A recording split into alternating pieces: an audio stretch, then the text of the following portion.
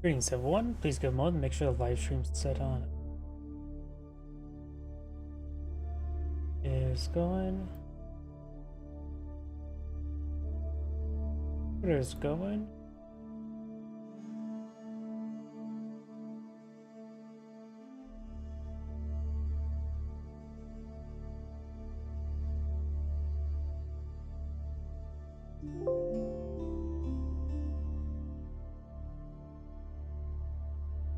YouTube thumbnails up to date. Twitch is going.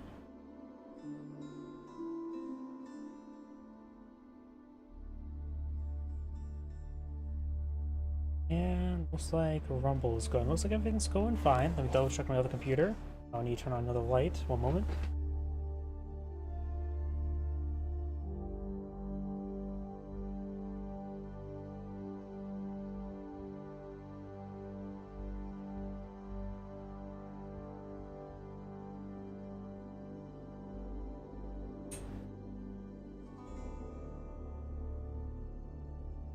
And looks like everything's good to go. So let's go and get started.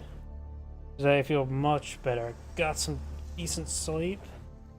So I slept all day yesterday and then went to sleep, woke up early, and I feel great. Past couple days I've just been absolutely exhausted.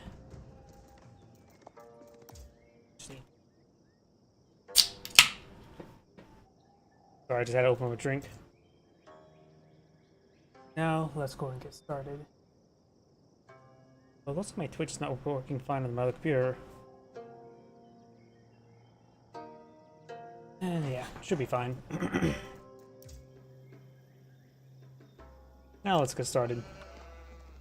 Greetings everyone, and Great here for another H-Powers 4 replay. Spawn on bottom right side as the red Lucy's Legacy. We have Beastie. Spawn on the north side as the orange Mullions. We have a 4 name. Is it going for a bit of wood into a Polymaxo, mining pit up here. Both has mines in the backline, so that's pretty safe as mining pits. The deer is over here for red, while both orange deer is nice forward and surrounded by a whole bunch of stone if you look closely. Or not so closely because of giant piles of stone. We have a couple coin deposits. I think expanding out down leftwards would be good. The Mullion players are just so much stone in one area. Look at the mini map. You see small, large, small, small, small. I think all the stone that's supposed to spawn inside the map spawned in like 2 screens length. That's actually quite absurd. And plus over here we got boar. Can Mullions collect boar? They do have imams suggesting Islamic, but I don't know if they can or can't claim boar. Either way, we do have the Chinese player. Let's see. He has 3 coin deposits back on the back, plus that 1 deer. The meditation garden is going to be next to the large stone deposit in wood. Does putting next to a large stone deposit increase the amount of stone you get rather than using just a regular stone deposit? Guess we'll find out. Usually it's 30. If it goes up to 60, it does. If not, you'll get a decent amount of stone income, wood, and a bit of food. If you could have put it right there, you maybe will get 2 gold deposits as well. Both players going to be aging up relatively the same time. We do now got the Zhangin Tower now being pulled now. He's going to get some wood now, as we'll give him a bit of rebate on his structures. Up here, Manticore is almost complete. We do have a good amount of gold being claimed up there. And there's Age Up. Age Up almost complete. Got a handful of palisade walls over here as well. If you look at the wood placement, his wood can make a nice natural barrier, while the Mullions player have 2 large wood deposits along the left, and his last one is far to the right, away from all the stone. Let's see. Doesn't appear that it goes above 30 stone per minute, so the difference between the large and the small stone pile does not make a difference. Song Dynasty now available. Collecting up quite a bit of food and wood. He does have quite a bit of stone collected up. He's eyeing for a secondary town center. Mining players starting to push forward. He's deploying some javelin throwers and does have access to. He is getting some Donzo. Javelin throwers would be very effective versus those Zunchus. He can't pull out regular archers. Zunchus have a base attack of 4. Javelin throwers have base armor 3. So, assuming they keep the blacksmith research in tow, he will always take 1 damage from Zunchus, barring Imperial Age stuff. Incendiary arrows.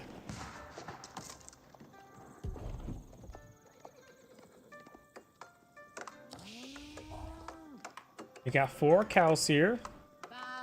This cow's the odd one out. He may get tipped. Secondary towns are now pulled out right next to the first town center. The Krusty Krab method, or Krusty Krab 2 method. Villager taking some hits there. Unable to build the outpost in time. Taking quite a bit of damage there. Another javelin throw. Takes out the villager. So it takes 6 javelins to take out a villager. Suppose that makes sense. 6 times 8 is, well, that's 48. It must 6 times 8 is 48. And is my math wrong?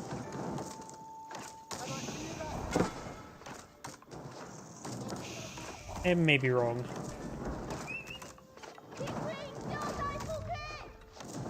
We do now have the palisade wall. Slowly receiving damage. Javelin throws are not great for dealing damage to walls. We've got another Donzo here. That will give him a 3rd torch.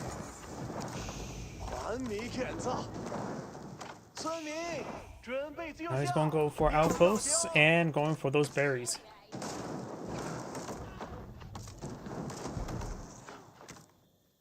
Up here we got a horse. Okay, that's really annoying the crap out of me. I was right. There must have been 7 javelin thrown there. Oh, maybe the Donzo itself. It was up front there. It has a javelin throw itself. And it must gotta go along with the first strike. Now it's going to get inside the outpost there. It does have the arrow or hand cannoneer slip. It does get the scout. Going for another outpost over here. Only 1 villager right there. The meditation garden will be disturbed quite significantly. Outpost still going on up. We got the Donzo and Javelin trying to find more villagers. They will eventually find these meteor deposits. Building a number of backline outposts. Sounds like great. Quite a response there for something that should be safe. Villager taking some massive fire there. That villager does get impaled.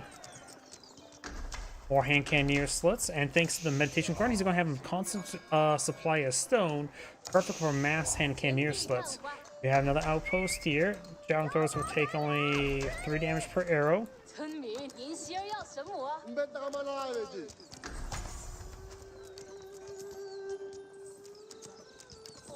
Javelin thrower does go down there. We got a good number of cows there. Looks like it's going to go for the Grand Fulani Corral right there. We'll keep those 2 cows to be tipped over repeatedly. He is going to go for a full cattle ranch, not eyeing for any sort of food from the cow to be eaten. Only milk. Deer does go down.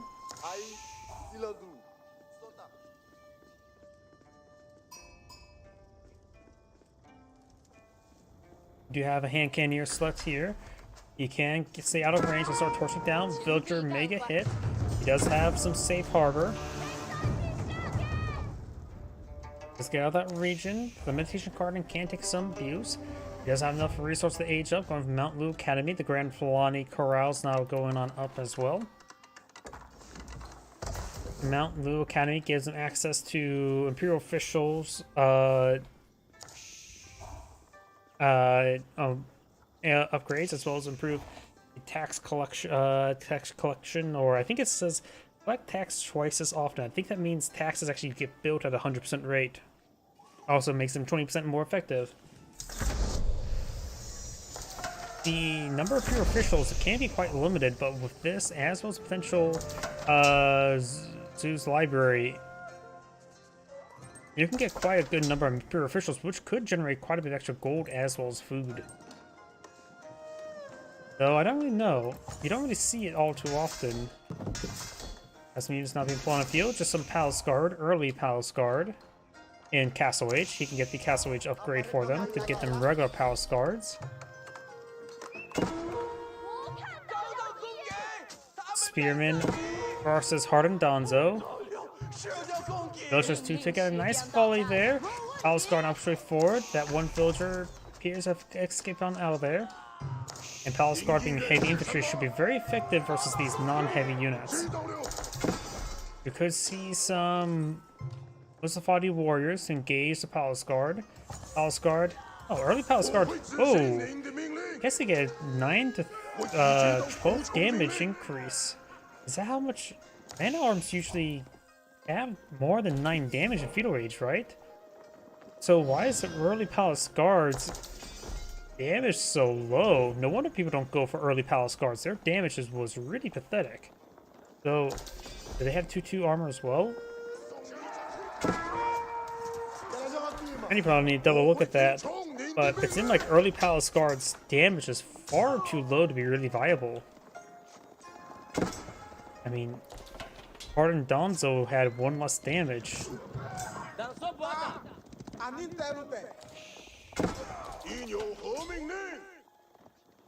Yeah, at that point in time, Hardened Danzo. And I suppose the spear attack is much slower than the Palace Guard's attack. So many look at it. I never really compared early Palace Guard versus early Man at Arms. By the way, do you know the Palace Guard's before? Got a couple spearmen in tow. Do you now have Musafati Warrior? The Musafati Warrior does do plus 15 versus heavy. Palace Guard is engaging. The Musafati Warrior is still very much alive and not getting hit whatsoever. So now focus on that Musafati Warrior. Not Musafati Warrior. Yeah, Musafati Warrior was actually a bit of a mistake. Palace Guard now trying to run away. Got a number of spearmen to support him out. Monks now trying to claim some relics. Now we do have some imported armor coming in for the Mullions. And Sofa a little bit more effective. If his opponent, if he goes for mass Sofa, Spearman of course still could counter, as well as some crossbows. If he fights against a lot of Musafati warriors, regular archers are not a possibility because Zuzi's Legacy do not have access to regular archers. Ingenues will be still effective versus them, but not versus Sofas.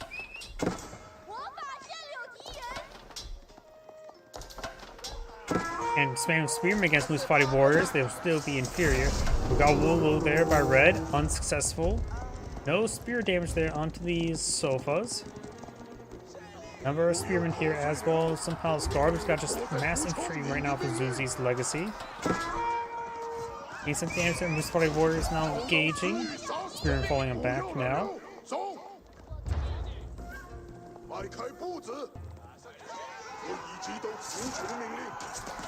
Sofa does go down there. Good number of Musafati warriors.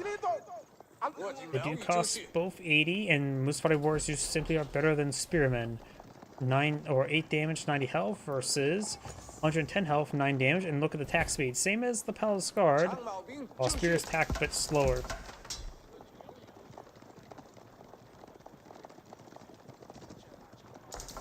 Musafati warrior, veteran Musafati warriors has of course the same movement speed as Palace Guard. Have less base damage, of course, so the bonus damage. Another line of palisade walls going on up. This palisade wall will be torched. The villager does get sniped there by the Javentures. That villager does go down there, and that last villager goes down as well. This one is still alive.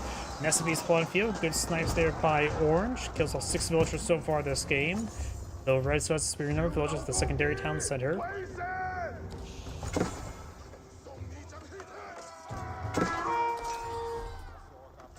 Good hit there on the villager.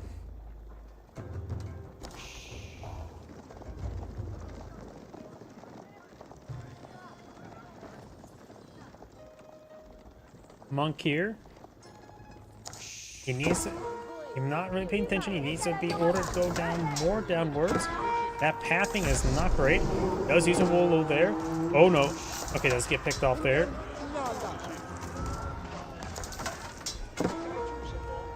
Up north, we've got the Palace Guard roaming around, being pursued by the Mustafati Warrior.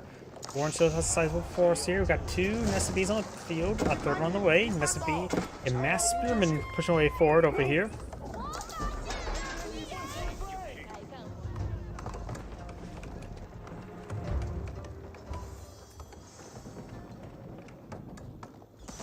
Nested Bees find a decent volley there.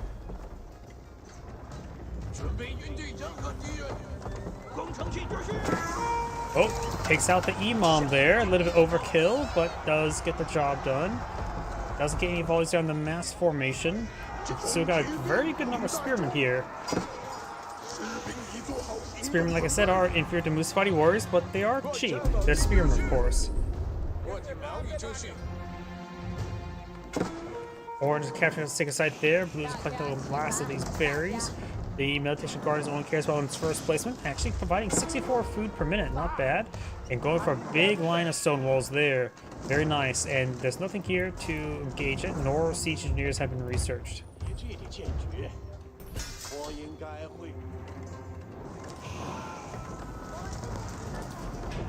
And now the stone walls have been built, they still need to avoid... I know javelins there. Of course, the Meditation Gardens is technically disturbed when they're nearby. And it is providing decent wood income as well as stone and food. Double layer walls. Orange one trying to break his way through. We also got another formation on the right side. Let's take out the local doggo. Right now, red has a half the army size, both in numbers and in value, which is not good for red. He has quite a bit of resource stockpiled up. He has 4 Nested Bees, which could annihilate these formations. Does get some splash damage there, nothing too significant. Spearman engaging the Mustafati Warriors. Another Nested Bee over here. Some Zinch news at this point in time wouldn't be half bad.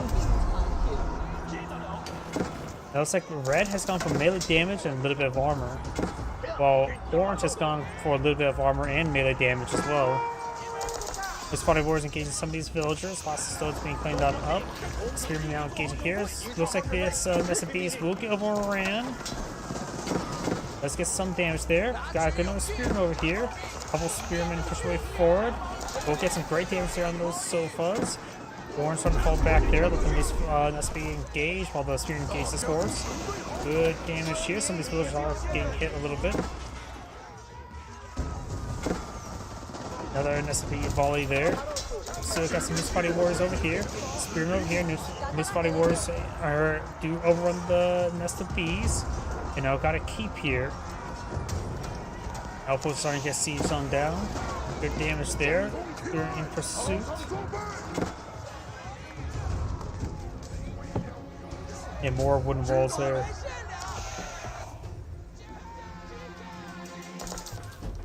This mass Mustafati Warriors. Times in which you had regular archers. We got a handful of Palace Guard on the front lines are being deployed now. Though they probably won't last as long as the Spearmen. They have 155 health, and they're fight against more than double damage against the Mustafati Warriors. So they will last not very quickly versus the Mustafati Warriors.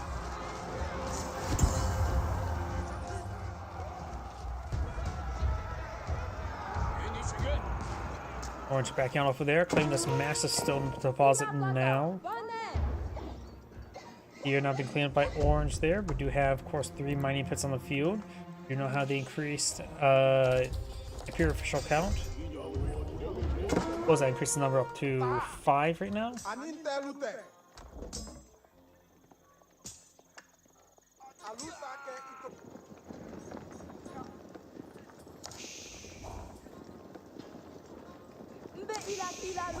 Do you know how siege engineers now being deployed on out by the Malian player?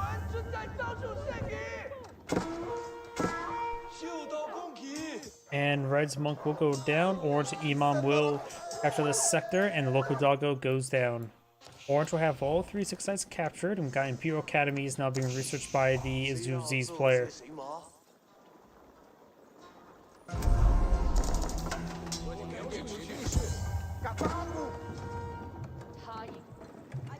You now have 4 of the hunters now being deployed on out way over here to help them secure this gold deposit. There's more opponents side of the map as well. We got a big gold deposit over here, which Red could try eyeing. We do have Mustafadi Warriors over here, not camouflaged.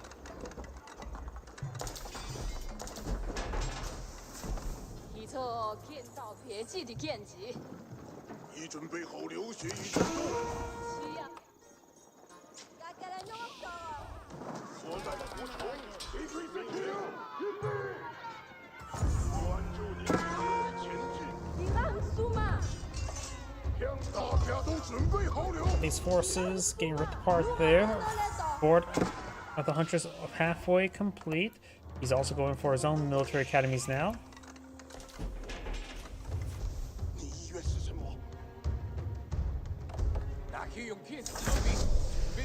And now the Malian player has advanced Imperial Age. Trying to capture that secret site there, sending over some force up here, but we've got an outpost going on up.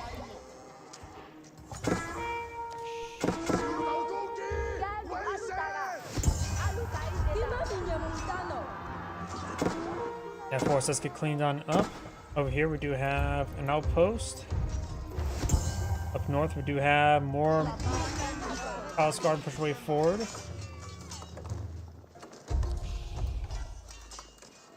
The Zuzi's legacy player is still pretty far from aging up. Those right now is doing a good job of keeping his opponent's base. So all secret sites will be remained captured. Mustafadi Warriors ripped apart that spearman. More Palace Guard push way forward. Oh, these ones are dead.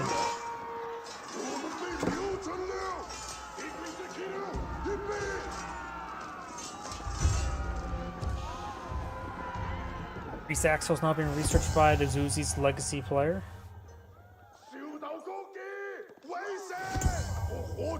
And it looks like this secret site will be decaptured by Red, potentially, but got some Sophists moving on to engage. They do 20 damage plus, or 22 damage plus 3 versus infantry. So the Palace Guard only do 15. Zuzi's library now being employed on field. I'm not sure what would be the best item reach to go in this case.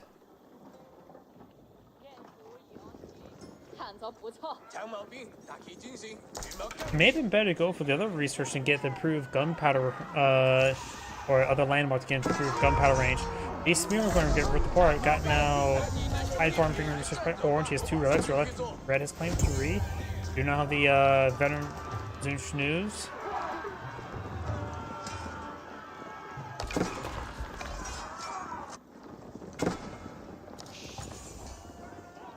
If he starts to transition to Zunch News, the 10,000 bolts will probably be a good upgrade. Those villagers will get picked off there by the spearmen. Maybe the Fire Lance charge attack against Mustafadi Warriors, that AoE damage could be very useful. Let's get some hits there on these villagers as well. Very nice. Getting 12 killed so far. And he took more hits, but he has lost, or has more village at the moment.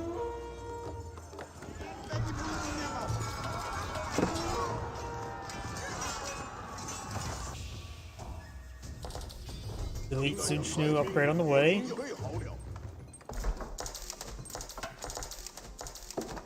There's Uzi's library. I think the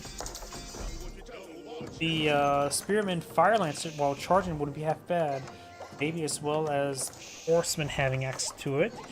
After all, he will get a free Horseman for every single stable he builds, so if the stables only cost like 30 resources technically. The Dragon Tower really changes the math on Imperial military academies, where it's really not that useful of an upgrade. It's more cost effective to get a whole bunch of barracks and all that sort, and then go later on thanks to the Zhangan Tower. What does it improve? Production build speeds of military units by what, 35% was it? So you have to, in order to make it pay for itself, you have to take that and compare it to the 150 resource costs, and you have to get that so many barracks on the field makes it worthwhile, but of course the Zheng Tower already gives you a rebate on them. It's probably actually cheaper to go for more barracks through it. Scout now getting ripped apart there. We got elite army tactics from the Mullion player. Keep firing some shots.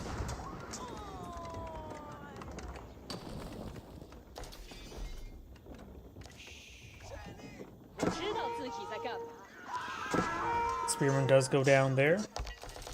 Battery now trying to break his way through this wall.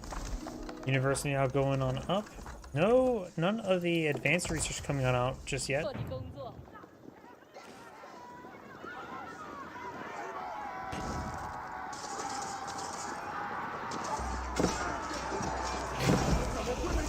Let's take out the battery ram there.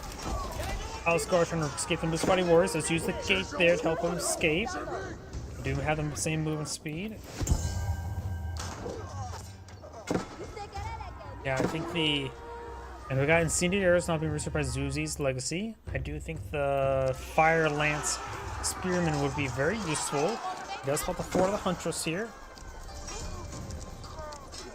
And now we've got the Palace Guard trying to run away a little bit more north.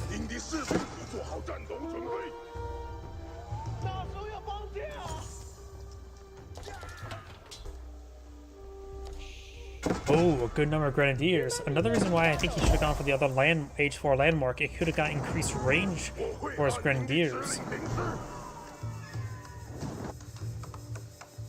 And the increased movement speed would have been useful for his Palace Guards harassing his opponent. So I think the Zuzi's Library is actually the wrong choice. He's not made any sort of upgrade with it just yet either. The 10,000 bolts right now is researchable, and Paul should eye it. He'll give his Zunchnews a 25% or 33% damage increase.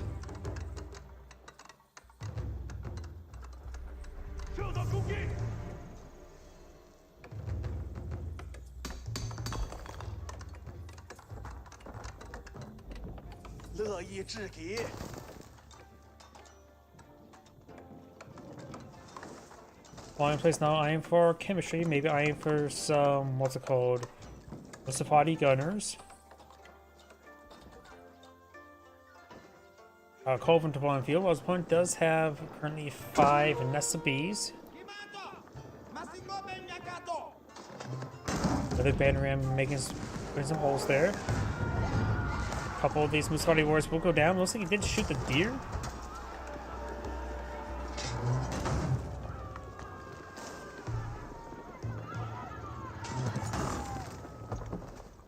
Orange now eyeing for an outpost here. More Musfadi Warriors up here. SB's push way forward. Making a good volley there. Culvern's taking some shots.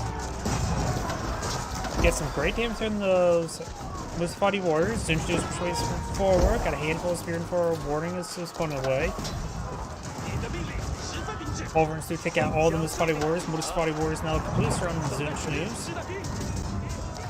Red's villagers trying to hide to build out a keep.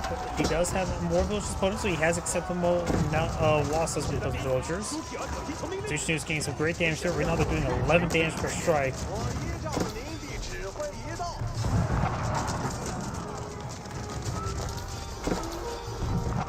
Red's villagers have already complete the keep. We do have these Musfadi Warriors engaging these villagers. Keep has now been put on the field. Red does not have access to siege engineers at the moment. And now going to have to brave the keep fire there. Got some more Musfadi Warriors pushing forward, but they're getting picked off by the Zinchnews. Zinchnews keeps a good damage on those villagers. Over here, got a single villager trying to build an outpost.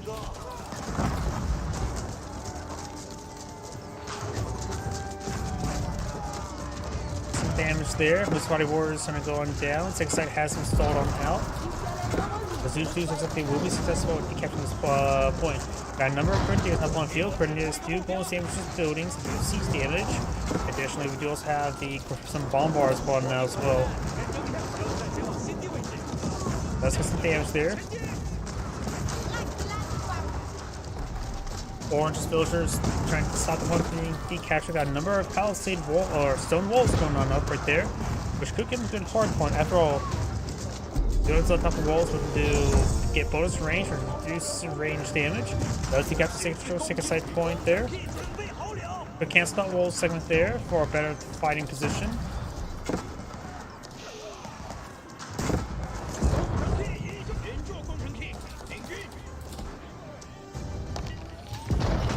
The Palace Guard upgrade on the way. He does currently have 2 bombards, so his opponent has 2 culverins here, as well as a Mangonel and some bombards of his own. Orange is now across the T of the walls. Now we do have the battery ram going down as well. It's just trying to Alpha flank. This point has a mining pit there, being seized up as well. Bombard isn't hitting the keep. The ready keep is severely damaged.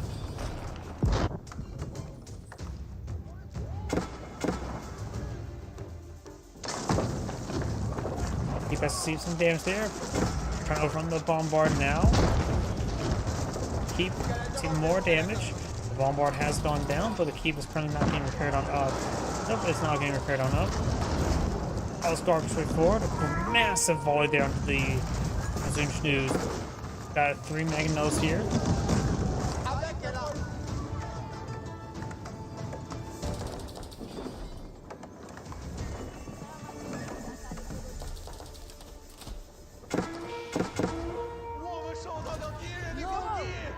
Spotty warriors patrolling around, trying to find some more villagers.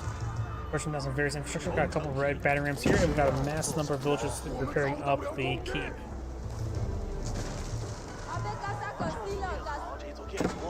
More battery rams being pulled out by red. It's missing a bit of melee damage. You may have it calculated down to a number, so you may not need it.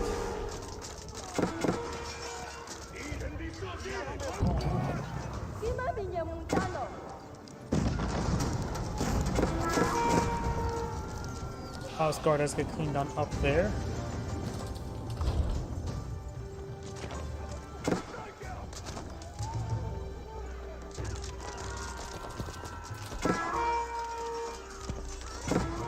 Those Spotty Warriors taking out those crossbows over here. We do now have these Spotty Warriors moving around. Got another milestone being cleaned on up. He does spot the Moose Spotty Warriors. Orange now pushing forward with a massive number of siege units. Blue one's recalled, however. The outpost quickly goes down there.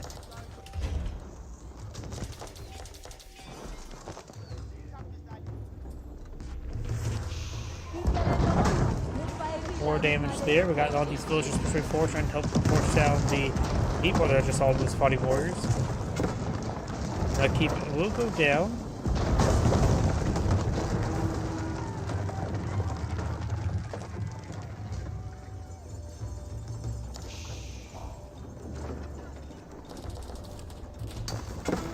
More stone being seized over here. Those forces do get cleaned on up.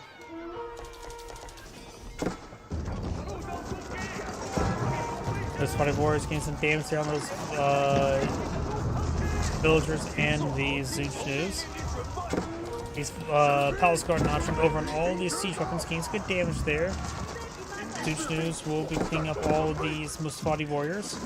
Palace Guard taking out some of the siege weapons, now taking out some culverins. Any sort of cannon is expensive for us. It looks like the culverins do get saved, and the rest of the bombards as well.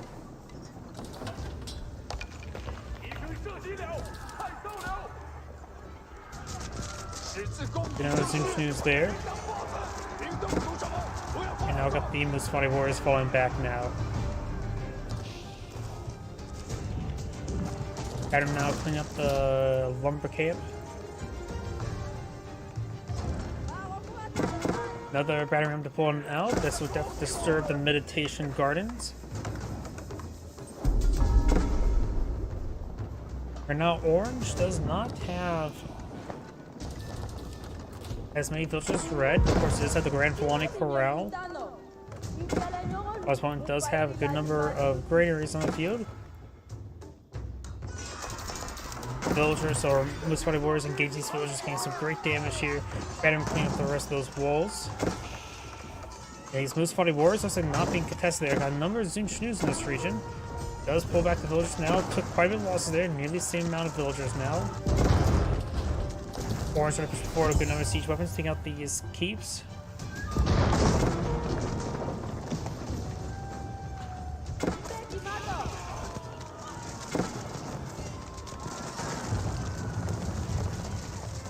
Meditation Guard is going to receive some good amount of damage now.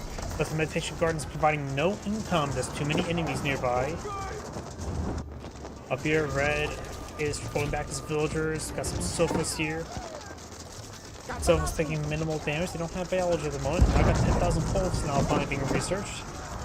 Dudes there do get overwhelmed. And Red is back in the game now. This Angrade saying, "Thank you for watching," and on to the next replay. Give me one moment. I realized I left my heater door open. Right now it is, I have my heater on because it's right now 5 degrees Fahrenheit, which is what, -10 Celsius. So I just need to close my heater door, and that way there's going to be less background noise. Not sure if you all can hear it, so please give me a moment.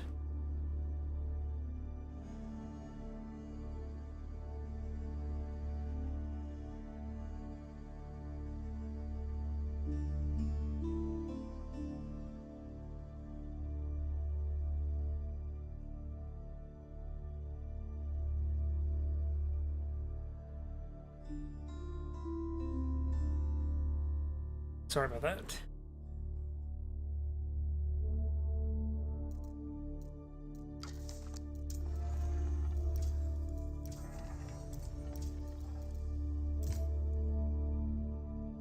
Another decent size of replay between the two same players, as well as this one. Looks like they were playing a bit of a series. 50 minutes not bad, but could do that one.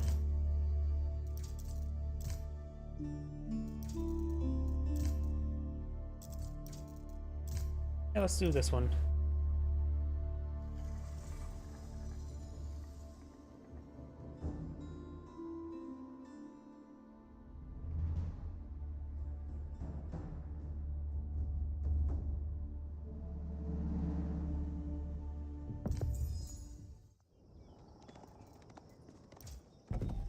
Greetings everyone, and Great here for another Age of Empires 3 or 4 replay.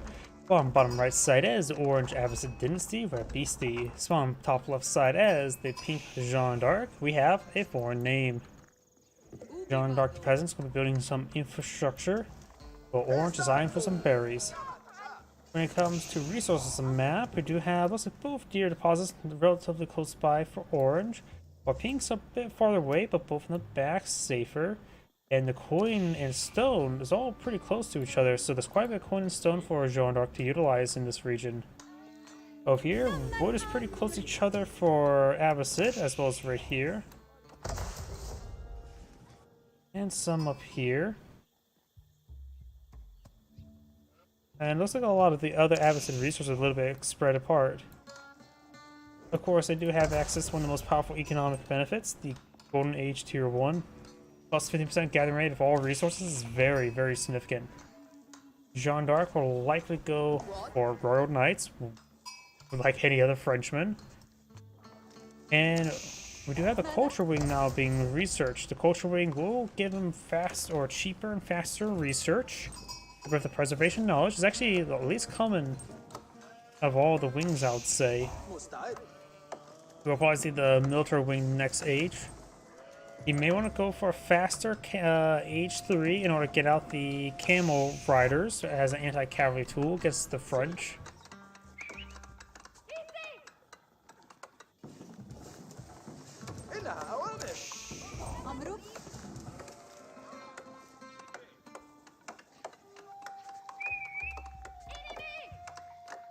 School of Cavalry is almost complete. And the Culture Ring's almost complete as well. Last of these berries being claimed on up. And Orange does find some more sheeple there. Finding a good number of sheep. About 12 live sheep right there. Pink. Looks like it has less. And Pink Scout did not find many sheep this game, so Pink is going to be a bit behind on sheep, in which the absent player does have better berries, so this is going to be much better for Orange when it comes to that situation. You now have some Royal Knight on the field right there for some harassment. Orange is also eyeing for a round of stone there. A single round of stone. I'm a bit confused about that. An arrow slit. Ah, he's going for an arrow slit somewhere. Over here. Okay, so he went for a round of stone simply for a single arrow slit research. That's pretty uncommon. Oh, Jeanne d'Arc is one for the way of the bow. That's also pretty uncommon. She, of course, acts as a bit more powerful archer, getting a bit more damage versus a light melee. Her attack speed is a little bit slower than archers. The archers are 1.5, right? She does also have 200 health, 5 range, pretty much standard. No armor, so she is light ranged.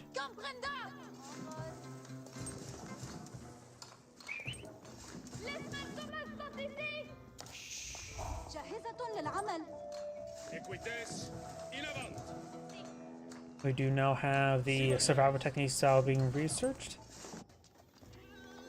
or now being engaged by Jeanne d'Arc. We now do have a fast castle military wing now being researched, which will give him access to boot camp as well as composite bows, as well as medic center, which is not going to be useful because people hardly heal the stuff. We do now have Pumbaa now down, but it's a little bit close to the tree, so may have trouble being collected up there. Jeanne d'Arc's eyeing for a secondary town center here. The fast castle versus eco for Jeanne d'Arc. We haven't seen any consecrated buildings just yet. We don't have any charges just yet.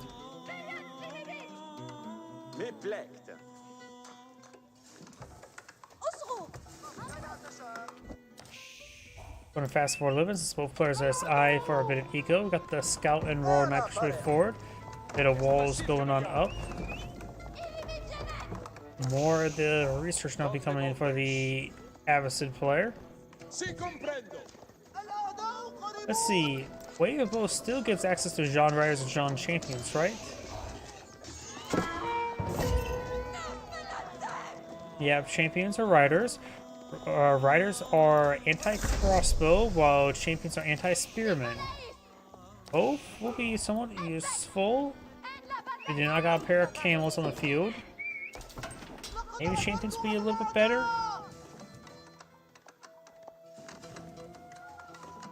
Out the way, she's still probably a bit far away from leveling up. She does still have access to her Divine Arrow ability, giving 40 damage to a single target, which can be probably very useful to deal some damage to the Camel Riders, but Camel Riders have a large amount of health pool.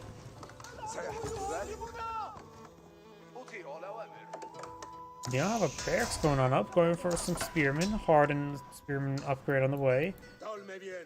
Royal Knight hasn't taken any damage yet so far. Now I do have the hardened spearman upgrade on the way. We do got the level 2 wood research.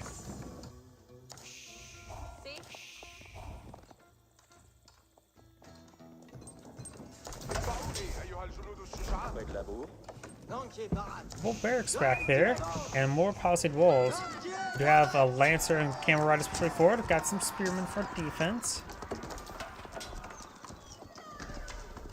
No arrow slits. No she just concentrated the town center. Eyeing for still some more eco. They see the camel base composition.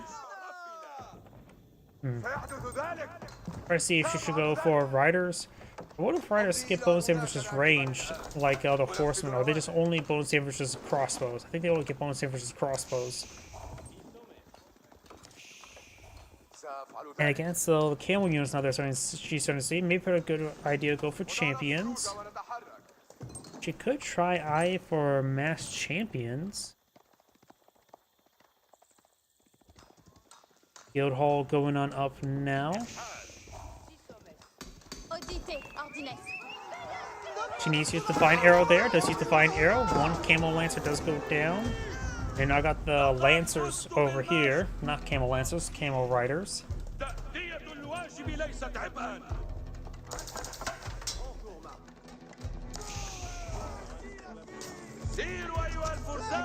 Got some Spearmen getting some good damage there. Lancers getting some good hits on these villagers.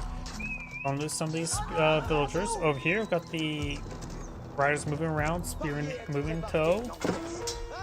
Over here, got the Royal Knight now engaging, take out some of these villagers. Scout still alive as well. Looks like take out one of the villagers.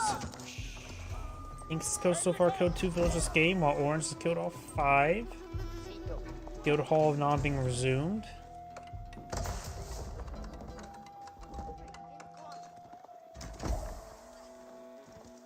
Villagers are collecting up these berries. They do need to get out of this region.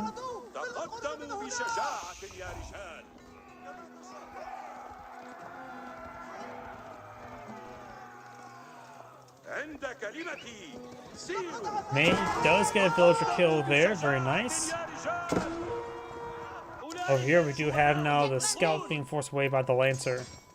Orange so far has claimed no relics, even though he's been having pretty sizable age advantage. Those is going to be picking up relics now because the Sacred Site is being touched.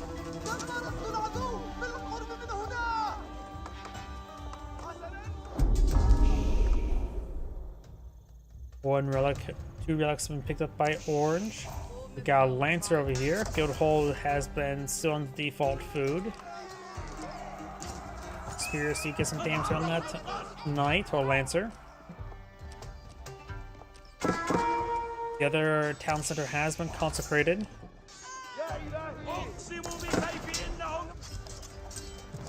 And now that the Lancer does go down,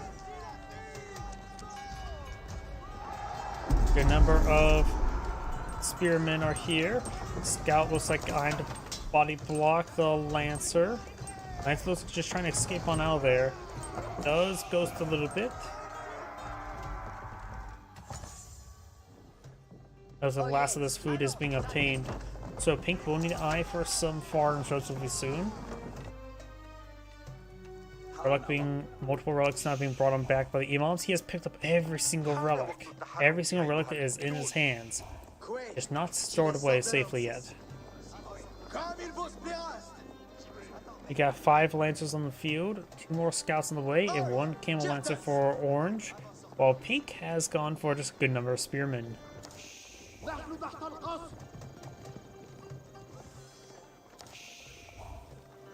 Spearman pushed way forward, trying to get another opportunity. Does get some great damage on those Lancers taken out. Goes for Lulu, gotta keep his distance. Jean d'Arc is somewhere. Jean d'Arc is way over here. Does find the Imam here. No Lulu. 4 rocks have been safely stored away right here, but it's actually a little bit exposed. Those could be grabbed.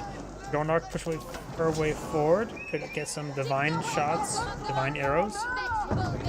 We got additional towns that are now being pulled by Orange. Now got our Imam push way forward. I'm for Lulu.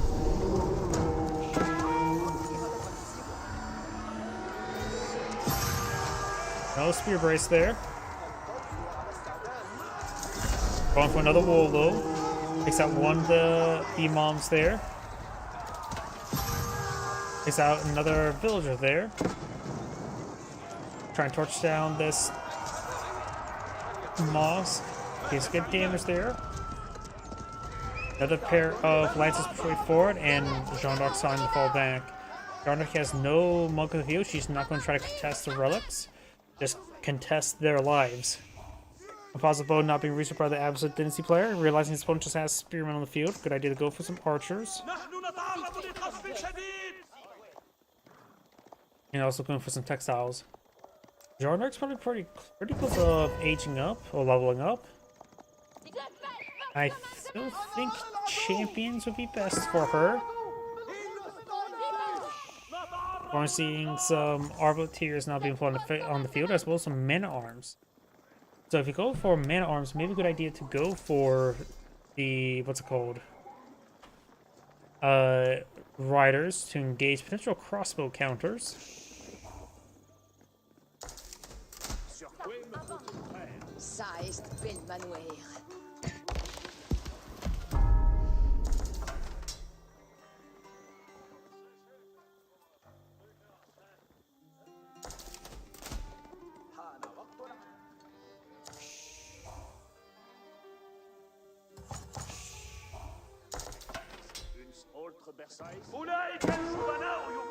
Up north, we do now have, looks like a couple of lancers engaging a spearman.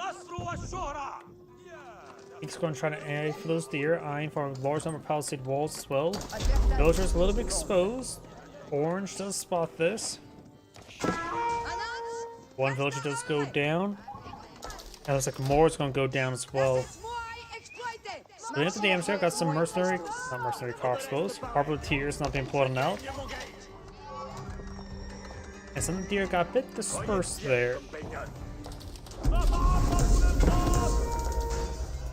Jeanne d'Arc received a bit of damage there. She can use Divine Restoration.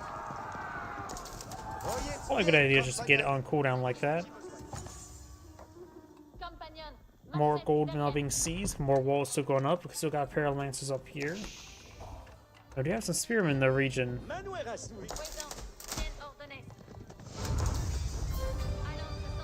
Oh, and Jeanne d'Arc, I think, just leveled up. And she has gone for the champion, so now can pull out some free man-at-arms. Needs more population space. I'm gonna get them out. There we go. Probably good idea to use that immediately. There's a round of champions. You can always deploy more at keeps. Crossbows getting some hits there onto the lancers, and do now the second site being decaptured by a orange scout.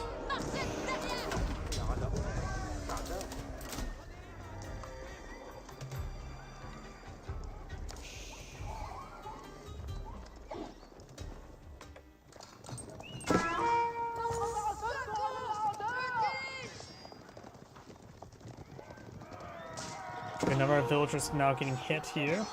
Got the man-at-arms trying to engage the lancers. Got a couple arbaletiers mixed on in.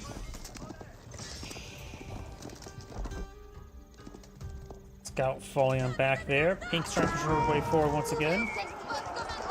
She's a little bit wounded. Does have a number of shots with Divine Arrow. She still retains the bonus versus light melee, but her base damage is much higher now. Villagers now getting hit. Trying to run towards those arbaletiers. Let's take out a number of the lancers. The rest of these walls are going on up now. We now got the veteran spearman research on the way for orange, and we've got siege engineers and as well as melee armor for pink. Lancers still giving the run around.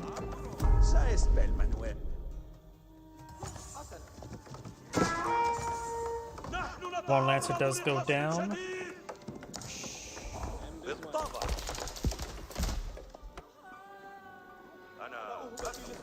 Pink is eyeing for a good number of crossbows, eyeing for Mangonel now.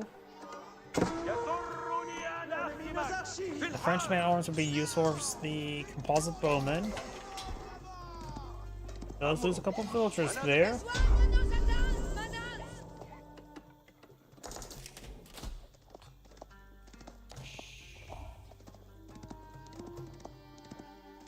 Orange now eyeing for some Guillaumes as well. He's getting a number of spearmen. Well, at the current time, he doesn't actually need any spearmen. He's going for his own Mangonel. He may be deploying out with using his free improved siege engineers. Yes, he is.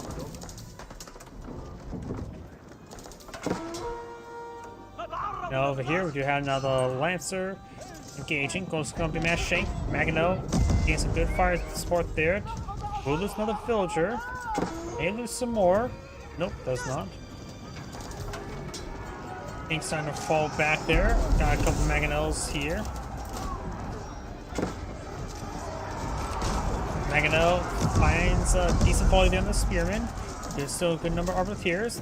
We've got a big spread formation there. We've got the restoration just utilized there. Can use the passive there to improve the range resistance of the arbaletiers against these archers. The what, +5 range armor? Yes, it would. Would base and nullify all the damage of an archer because right now they do 9 damage. Arbaletiers would have +7, 7 range armor, so they only take 2 damage each per arrow.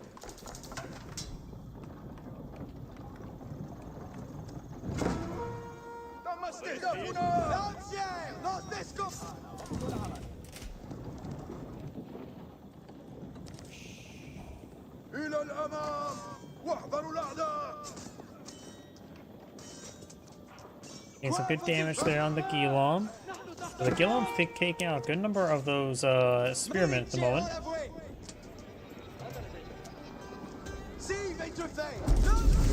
Well, Jean-Trix at this level, she would take 50% less range damage.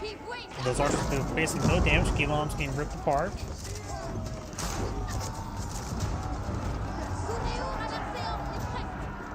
Going for more Arbaletiers, can go, and she's going for more man-at-arms now. His opponent does have a good number of crossbows on the field, so those mangonels will be useful. Just getting out a second one now. The villager's now trying to shank these units. Getting some good damage.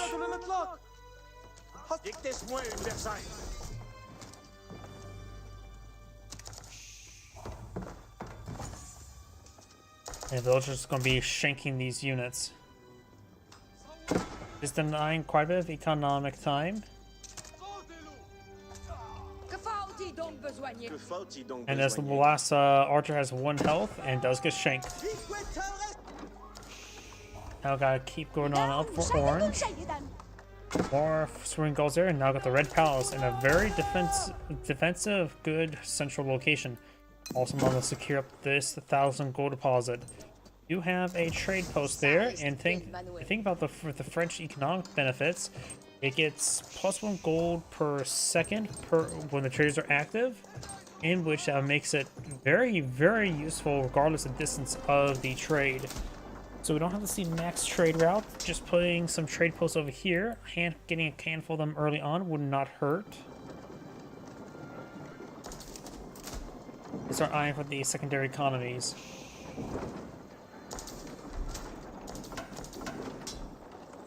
You're gonna be hear me open a drink. My apologies. They actually make a whole lot of sound.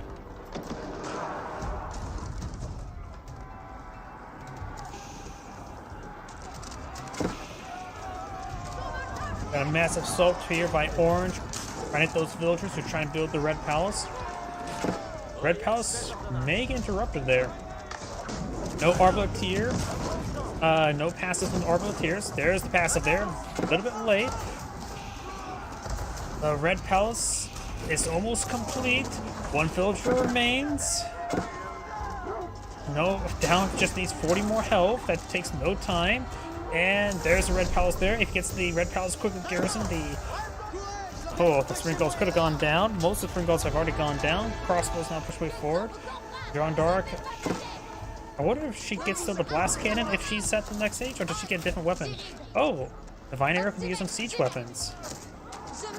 Not bad. Same bit of damage there. They have 125 health. That could help them finish off the Spring Gold. Spring Golds do how much damage? 100 and... Well, they do also get affected by ranged upgrades.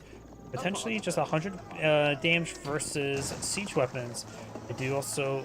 So in theory, mixing that along with the Divine Arrow could allow Jeanne d'Arc to two-shot an opposing Spring Gold with just one of her own.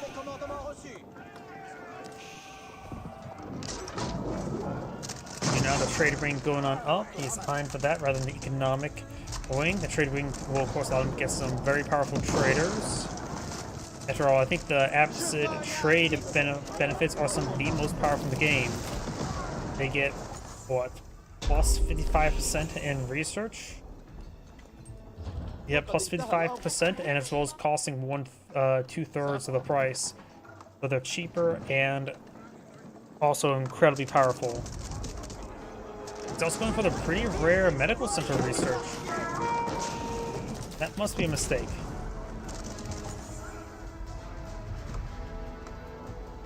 Though then again, he does have a keep here. He may be going for a bit of health regen there. We do now have the stirrups, so a crossbow stirrups now being researched, as well as the cannon placement on probably the Red Palace. Yes, no, actually going for some Jean's champions. Not bad. Jean's champions. Oh, did they get a discount? I thought they cost like 200. Now they cost 250 unless it's consecrated. No, it's not consecrated. No, it is consecrated. That's why it's costs less. So to 150 for the Jean's champions. Excellent versus Spearman, which he is not really fighting against a whole lot, but they do get all the benefits being near Jean. As well as with that, research gave him plus 20% health and damage. They should also stack up quite well with elite army tactics. Going for sway forward.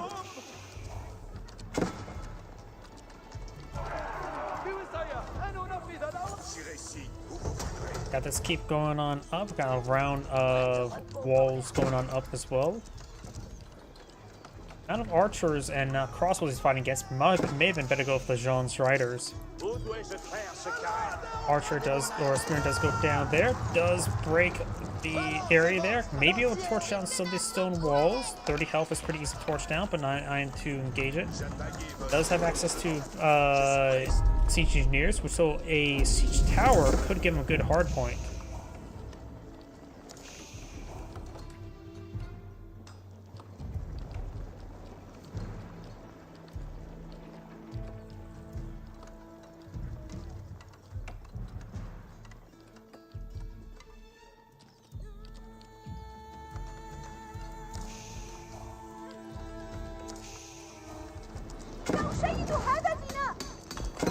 Gold deposit being claimed up, second site being decaptured. I think the Spearman should beat the crossbow. He actually relatively close. More stone walls going on up. Arbiters push forward. We also got a spring gold emplacement on both the keep and the outpost. The outpost is also fortified. French cannon now pulled on out. Red Palace. Running this 8, Jean's champions in the field with 3 more on the way. The 2-man arms are curious. What does the guild hall currently collecting? Gold. Guild hall for a stone collection does combo quite well with the palace.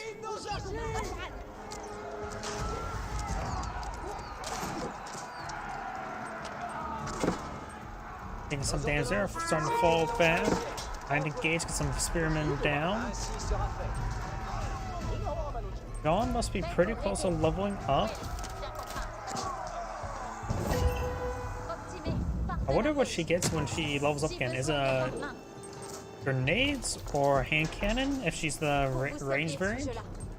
Guess we'll find out soon enough. We do see a large number of trebuchets not being blown up by the Abbasid player. Born's gonna move around. Pink's eyeing for an outpost here. Villager finds a spring gold bolt. We do got a number of camel archers here. They do bonus damage just light melee. They also have pretty decent base damage, but however the range is not great. Those getting hit there. Divine Arrow on top of one of the spring golds. Jeanne d'Arc could try to finish it off. Her base damage is actually not bad. The spring golds only have 10 of range armor, so the 16 base damage there makes so she does 6 damage per shot when near a camel archer. Arbiteers now activated pass there, has no passes enabled. It's an AoE effect for the passive effect of all nearby Arbiteers. Jeanne d'Arc has been redeployed. Outpost does go down. How close is she leveling up again? She's almost leveled up. So let's see. The free cannon's probably a good idea, but the extra champ is going to be half bad. And there we go. And to rally to armsmen is available. And she goes for the cannon. And her current armament is Markswoman. It's a giant hand cannoneer, so she carrying an arquebus, does bonus damage ability 7 tile range. Jeez. She should also greatly have increased attack speed for all nearby units, which is quite significant. She should do that right next to all the Arbiteers. Not all of them in range. The back ones can move on forward and use the forward ones are passives with increased range and armor. Bombar is now engaged in the keep. She's getting some good damage there and receiving some good damage. She can use 2 armsmen in order to get out in free cannon and champions. She should still be effective. +3 red. What the hell? That must be bugged. She should be able affected by chemistry. She may still get affected by ranged upgrades. Does do plus 200 versus buildings, plus 10 versus infantry. That's not bad. Her attack speed still can't near range. It'll plink away against these walls. And if 7 tile range, that's actually a decent amount of range. It's pretty hard to actually kill her at that point in time. She's able to even outrange crossbows, so she can't just simply be focused down. Does she sell a Divine Arrow? Divine Blast now. Deals 150 damage. Ooh, that actually gets a pretty sizable upgrade, doesn't it? And 150 damage? That can, assuming if it ignores armor, that could one-shot the Springals. Even if it doesn't ignore the Springals, it will one-shot the Springals. So now she's an anti-Springal tool. Kicked off. I think people are underestimating the range variant. There's passive there. Doesn't use the Valor's Inspiration just yet. Right now, Orange's army is very, very pathetically small at the moment. He has a large amount of resources. Why is he not building a larger army? Not for a large number of Cannoneers. He needs more production structures. He's having trouble maxing out. We have to keep firing away as well as this outpost. Archers gains good damage there. They do have incendiary arrows, as well as boot camp. Jeanne d'Arc has received quite a bit of damage there. Does take out one of the Springals there. The Springals take another Springald out. Jeanne d'Arc taking a bit of damage. Needs to fall back. Divine Restoration can be useful as healing. Does get a Fiery Cannon.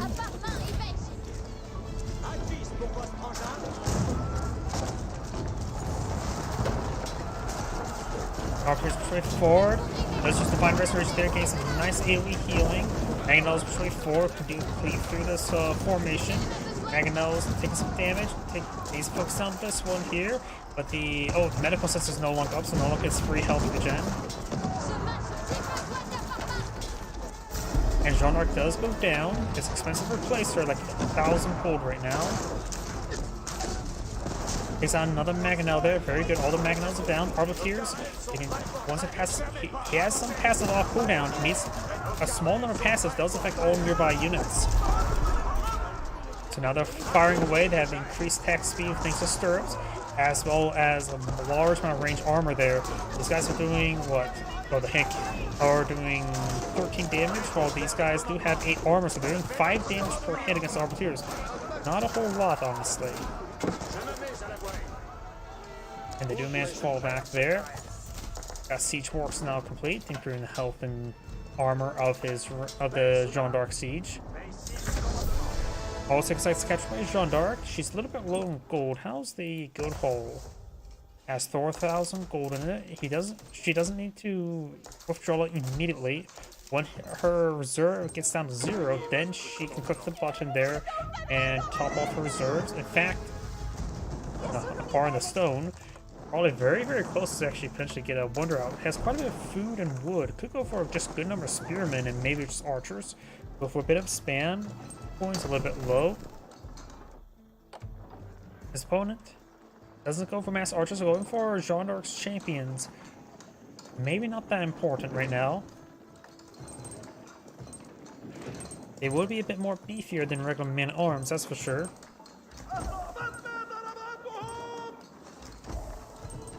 Let's see.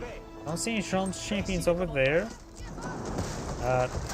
Pushing down some outposts. I'm not sure where Jeanne's champions. Oh, they are at. Oh, plus 11 damage. Look at that. They're right now looking pretty good. Because their damage right now is 27. That's not bad. Now I've got Bloodlines now being researched, which I think should improve Jeanne d'Arc. Not sure where Jeanne d'Arc's at the moment. These Arbaletiers probably want to avoid any engagement fight with Jeanne d'Arc because they get quite a bit increased attack speed there. The Elite Camel Archer could be picked off. Elite Camel Archer has been picked off. And she does get affected by it. She doesn't have as much health as a melee variant, but still, 675 health is still quite hard to kill for something that has 7 range and 66% of the range resist. Does use Divine Blast? Oh, she's out of loud charges there, making good use of her abilities. Does have the Valor's Inspiration there. 20 seconds of increased attack speed by 35 seconds, put Whistling Arrow to shame.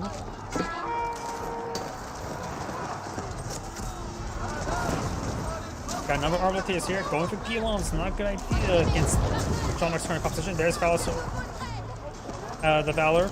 Greatly increased attack speed. These Arbalities are having really good attack speed. Guillaume's push way forward. The Arbalities do have 10 melee armor. The Guillaume's right now have 18 damage, so they actually don't hit very hard against these Arbalities, thanks to Gamberson. And now fighting against the Red Palace there. The Red Palace were required. The Red Palace does have a range of 10. The Bombards have a range of 10 as well, so the Red Palace will annihilate the Bombards. In fact, this one almost got fully destroyed there. Orange sign for another keep. Orange just lost his mining camp there. Well, not the orange mining camp still there. The village is just idle.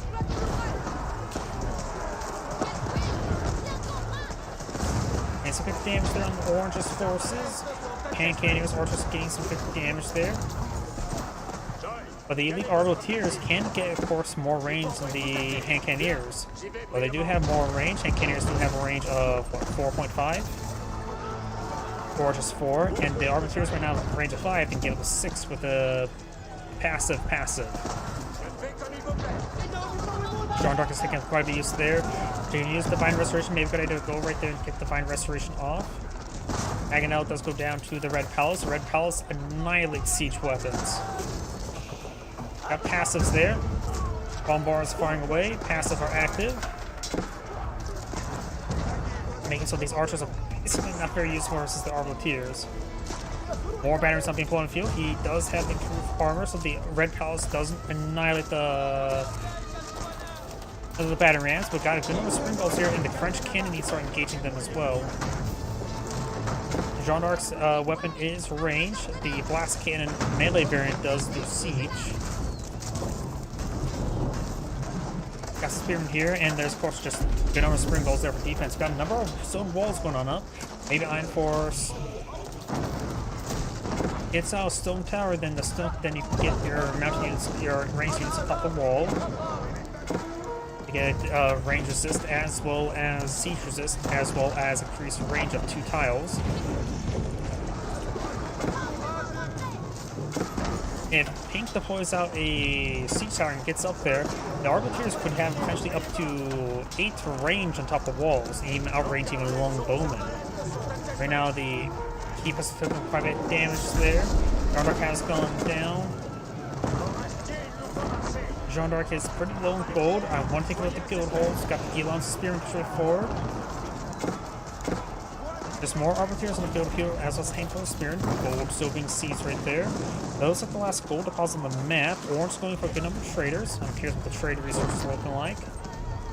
Orange trying to make a counterattack. Go back here, and has all the trade research.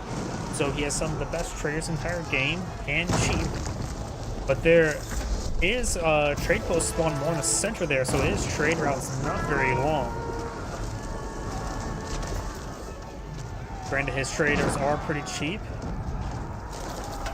I'm curious how much it is. Just click on one, get back over here. Oh yeah, that is not a large amount of resources. Yeah, he got unlucky with his placement. You can see it's in the middle, while Pink's more off the side. Pink can get some decent traders, and the passive gold generation is always effective. Lightweight being construction not being flown field. Let's keep receiving a bit of damage. Jean Darc has been redeployed on the field. And let's take a look at the Guild Hall. Guild Hall has been recently withdrawn, very recent. Got 5,000 gold in the bank, on the bank. Another keep being employed out of here, just help him secure up his flanks. And you can always use a Guild Hall to collect with stone as well, which does couple quite well with the Red Palace. However, he does need the gold generation from the guild hall at the moment. He could take this opportunity as quite a bit of stone or gold and wood right now, and just maybe just go for a small number of traders. 10 can go a long way. It'd be a great supplementary force when we have no other gold sources. Orange right now has 140 civilians, so he has a bit too many. Going for a large number of archers, spearmen, spearing golds, gilums, battering rams. They have a trash force, a low quality force, while magenta or pink has nearly twice the army value in the significantly higher quality of the arbaletiers and a good chunk of spearmen. And going for more battering rams herself.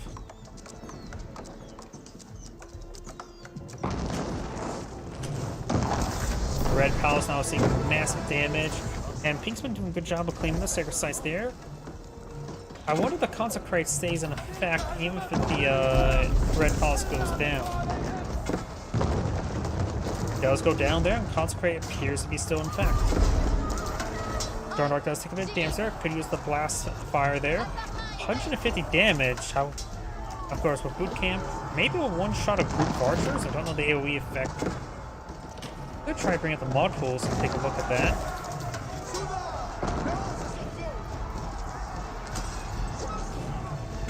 Trebuchet is engaged and gets a good damage on the Red Palace.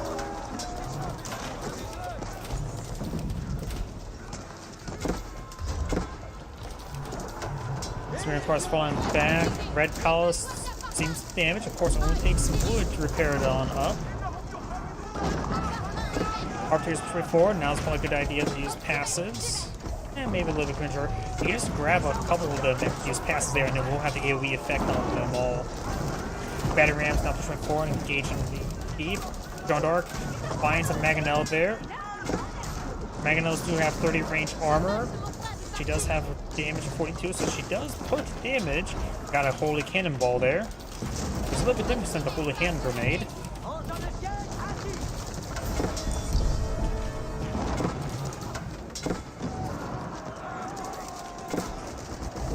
That's what the Blast Cannon variant of her should use. A Holy Hand Grenade.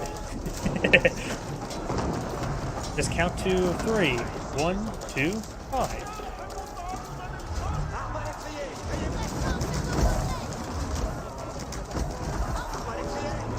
Coach is trying to push on the batteries there. Arbaletiers can spit damage there.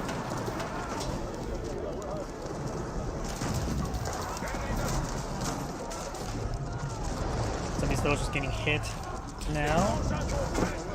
More damage onto the battering ram.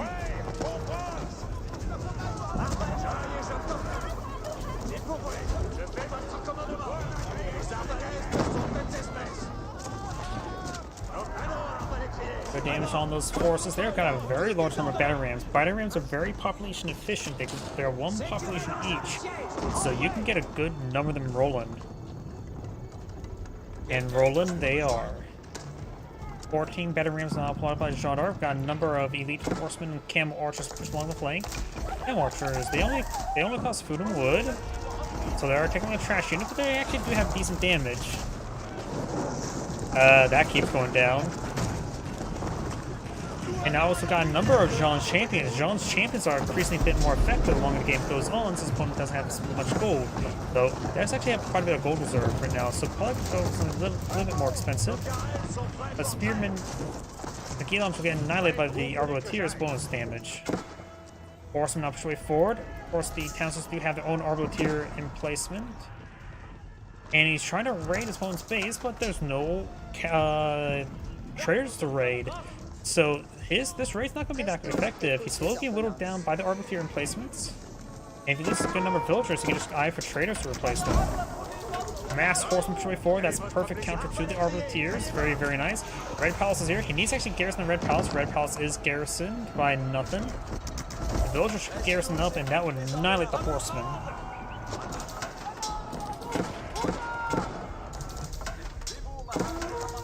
Got a battering ram push way forward over here. Got orange seasoned wood there.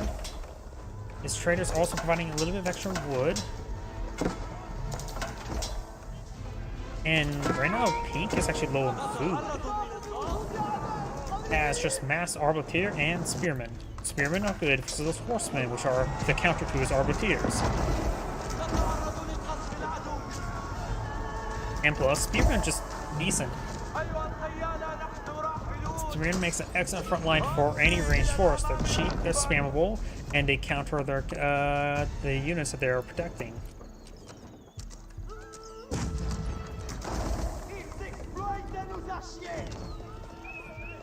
Spearmen trying to pursue these horsemen. We got these horsemen up there. Finds a number of villagers. They're just collecting wood, which is still important for Pink. He's also low on wood. Guild Hall is running, getting a bank of gold.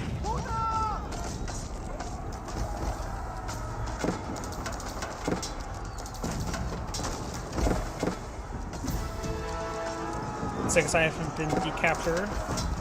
Oh, that was Jeanne d'Arc being redeployed to the battlefield. They're trying to torch down these battering rams. Just got a good number of horsemen here. Pink sign to go forward. Does have 7 battering rams in the field somewhere. The Red Palace has its weapons up and going. Trying to torch down these battering rams, losing a number of these villagers, and the spearmen in the region also going down. And the battering rams, one battering ram remains. Does go take it out there by the spearmen. Last of the spearmen do go down. He should be able to protect himself from now on. Arbaletiers pushing forward, another round of spearmen. Got horsemen charge the way forward. Spearman gains some good damage. Arbaletiers stutter stepping away. Spearman gains some free shots on in.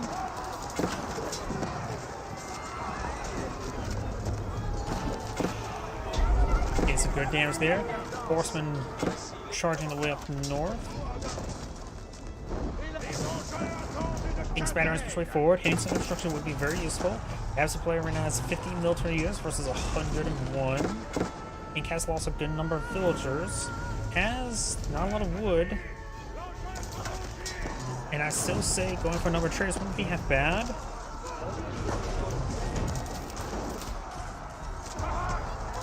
But right now, either going for food or wood is very important for Jeanne d'Arc. She does have quite a bit of gold in the bank. Got a French cannon now blown out from the 2 arms. Apparently just sitting there.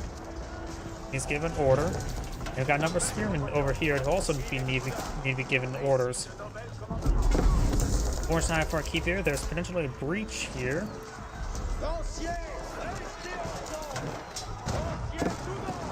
French cannon now gives some infrastructure.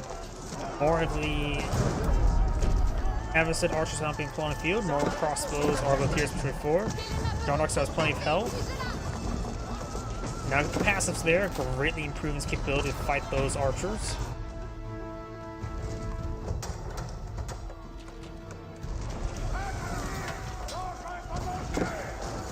And there is the increased attack speed aura now. Improving those Arbaletiers get incredibly high attack speed. All 6 has been captured by Jeanne d'Arc once again. Orange is out of military units whatsoever. I think Orange casting GG. It's Andgrade saying thank you for watching, and on to the next replay.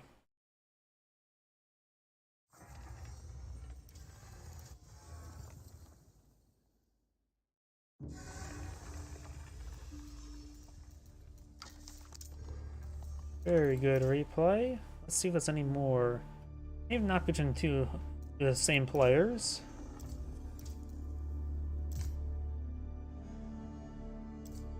Let's see now. We do this one, chapter 25 minutes. This is the one I did yesterday. Though I was dead tired.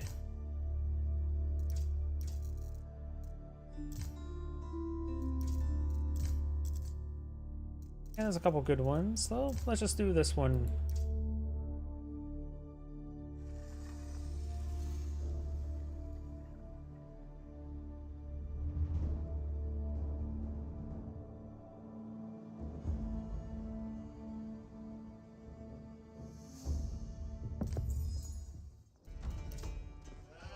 Greetings everyone, and Great here for another HBARS 4 replay. Spawn on the north side as the Blue Byzantines. We have Ivoton. Spawn on the south side as the yellow Japanese. We have Beastie. Let's see now. One thing that people underutilize is the mercenaries.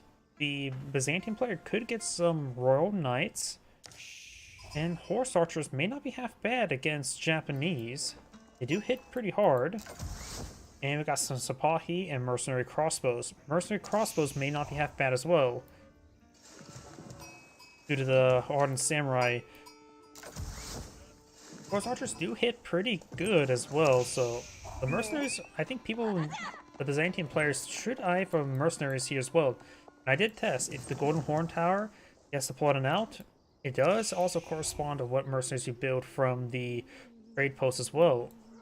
So you can get and not select any of the contracts and just save that for later and go straight for the local mercenaries. We now got the Grand Winery being pulled out. Some berry bushes in the back line as well. And this is a little bit far forward. Sure, it's next to these berry bushes, but also going to be a little bit exposed, which he's immediately blowing off this region because of it.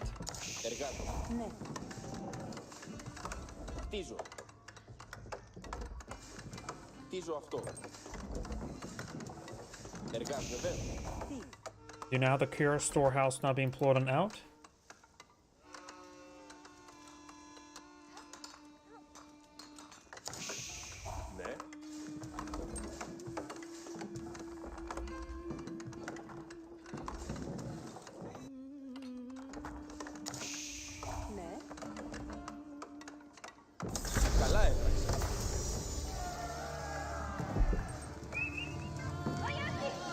Howdy. Sorry, I just saw your Rumble comment.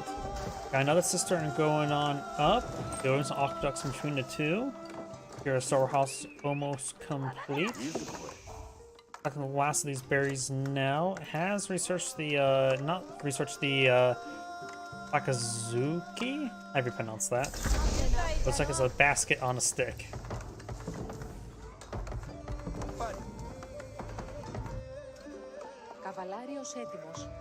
You have a number. Oh, yellow found a good number of sheep.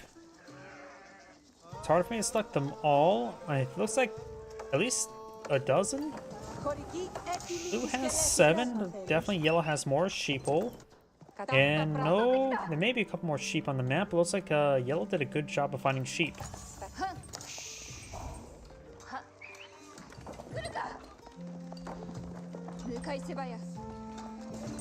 Of course, the Byzantine players claim a little bit of stone there for more cisterns. Need another aqueduct for connecting that cistern. Yellow right now is designed for, looks like a fast Imperial, looks like. Not Imperial, castle. Outpost going on up, as well as another farmhouse.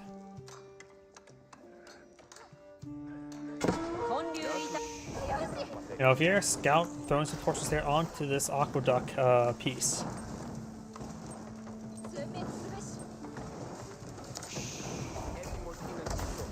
Grand Winery, of course.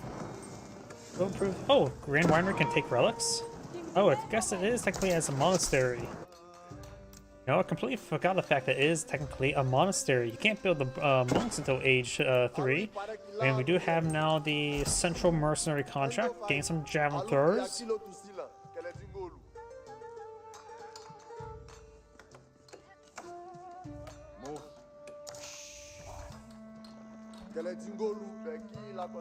And we're soon going to have a passage for the Japanese player. He does not have access to Daimyo Manor just yet. Not cleaning up any more stone, just getting some passive stone collection. Does get a good volley there on those villagers. One villager does go down. Does take on one of the javelin throwers, and now got the floating gate being redeployed over here. Javelin throwers just trying to be a bit aggressive, and now got the Golden Horn Tower almost complete as well. As I am not sure where this aqueduct's going. There's no cistern there.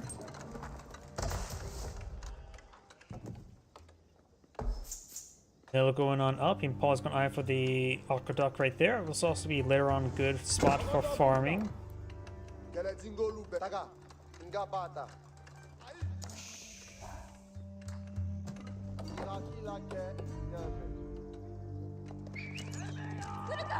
Javelin throwers get a good follow there. Horseman will get some good damage in return. And looks like Horseman will win. Oh, looks like the Horseman was not getting attacked there properly, or getting strikes there. Do now have a Shinto shrine going on up. The priest has pulled out the Yoshiro inside the stable, get faster production mounted samurai. Great javelin throws there. The Shinto priest can go find some relics now.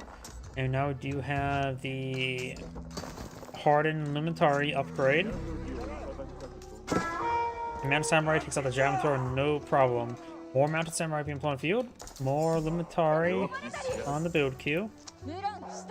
Wolf going on down. And more javelin throwers at the moment. Doesn't have the improved mercenary contract.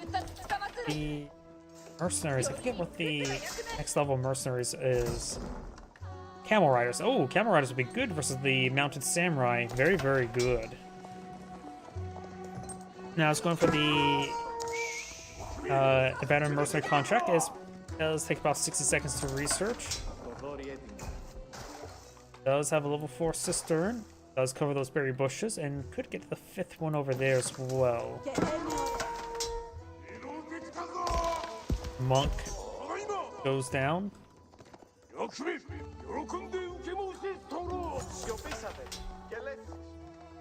Daimyo Manor now complete. No Lumitari, just Hardened Lumitari, not Veteran Lumitari.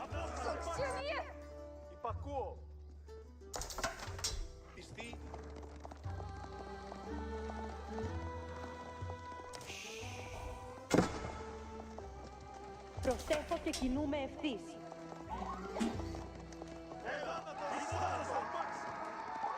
We do now have the Hardened Samurai being pursued by the Lumitari. Down here, we do have the Mounted Samurai moving around. And getting some damage there on those villagers. Does save that villager. They do go and pull out the spears. The approved villager damage does not give them bonus damage versus cavalry. Lumitari trying to pursue these Mounted Samurai. The Mounted Samurai could turn around and take them out.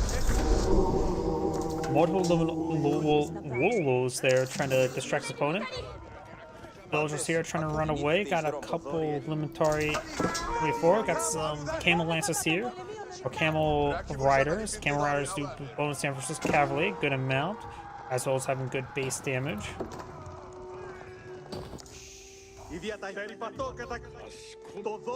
Lumitari does escape on without there. We've got 3 relics claimed by yellow. Lumitari does go down. And there goes that Mounted Samurai. Overkill on that one. Gain some good damage there on this Mounted Samurai. And there goes that Mounted Samurai. Got the Veteran Lumitari research. Hardened Samurai now being pulled on out.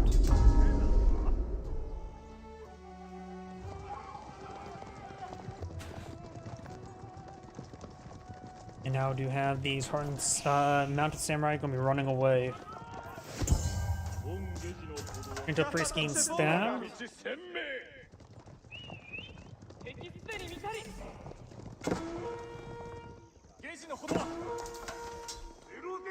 Shinto Priests here in good numbers. Be a bit hard to kill everything there with all these Shinto Priests. Well, the scout goes down. You got some Samurai and Spearmen in the region. Samurai do not have the Otachi upgrade, so they don't get bonus damage versus infantry.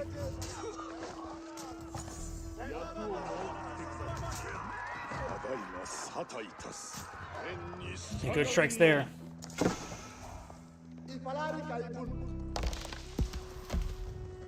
Flamethrowers are basically gone through their usefulness so far. One's not playing on any range units, so they won't get bonus damage.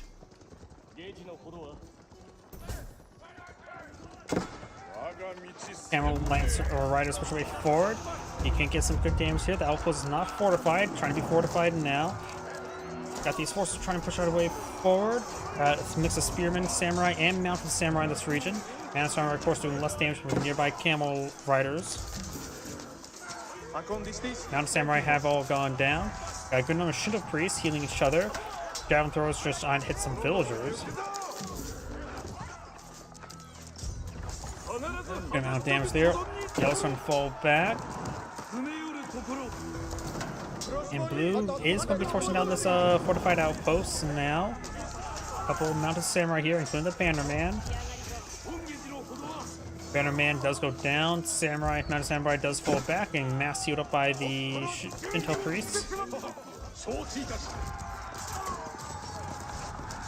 More camel lancers now being pulled on out. And we do have a... Nope, that's not Branding Guard, still Lumitari. Camel Thrower is still alive, just poking away additional damage. Still no Odachi upgrade, going for some melee upgrade and some range upgrade. Outpost still firing away, still not on fire. Shinto Priest not being focused on down. And does get the village simply out there and back on in. The outpost will be set ablaze relatively soon. Samurai push away forward. And the mounted samurai gets annihilated there. Arrow throwers do have good base damage of 10. No blacksmith upgrades for blue, not even wheelbarrow as well.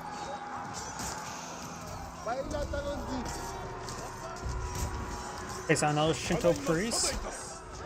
Those trying to repair up the outpost, no longer set on fire. They're starting to fall back now, and now go with the Adachi upgrade.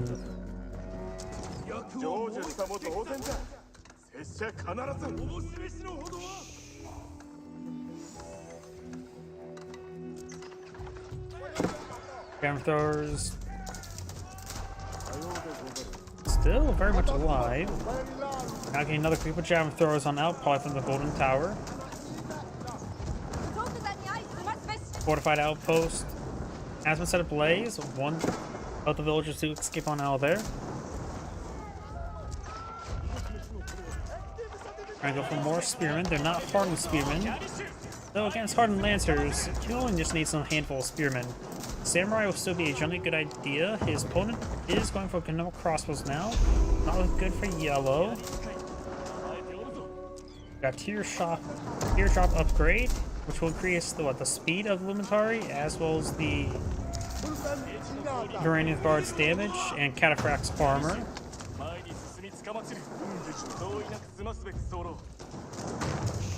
And all these relics have been injected. Monks now trying to rush their way forward to grab some relics. He only has 2 monks in the field. One is picked up a relic. Not sure what the other monk may be at. They're still trying to recruit his forces. Now Samurai are much more powerful with the +4 damage versus infantry. However, there's still a large force here. Yellow has a force of 21 versus an army of 41. Does a premature warlord there to get some free damage on in.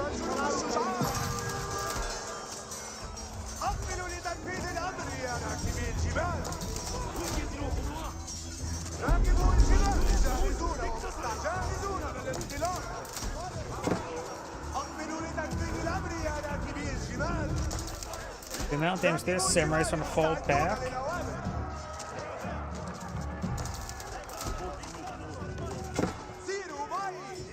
Camel Lancers right now, or Camel Riders, have 0/0 armor. So they can take quite a bit of damage there, both from range and from melee. Another Shinto Shrine over here. There should be 2 relics over here. The relics may be stacked up each other. Yeah, if you look closely, there may be 2 ribbons there. I think there should be 2 relics. There was 3 relics inside that Shinto Shrine.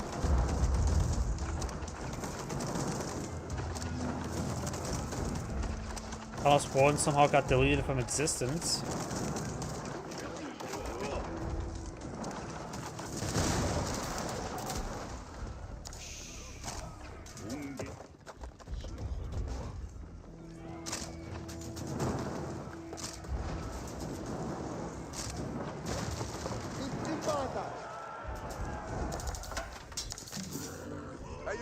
Camel Riders now trying to engage these villagers. Got a number of samurai here for defense. Villagers going to stand and fight as well. Some of the villagers do go down. That Camel Rider does go down. And looks like blue does pick up himself another relic. There was 2 relics there, just like I thought.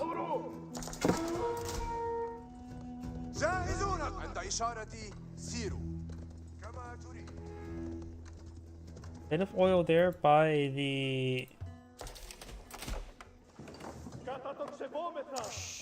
Ah, there we go. Let's get some olive groves up there. We got some olive oil being brought on in by the Byzantine player.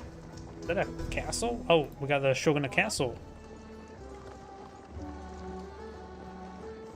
We now have the veteran Ono Bushigas now being deployed on the field. Regular archers will do bonus damage, but his opponent does not have regular archers. Nor does he have any real armor, so the Ono Bushiga's high attack speed should be very effective in this situation. Some of these villagers are starting going down.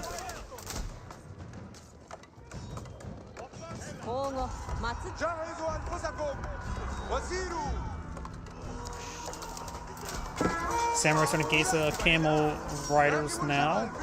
They do have now 1 melee armor.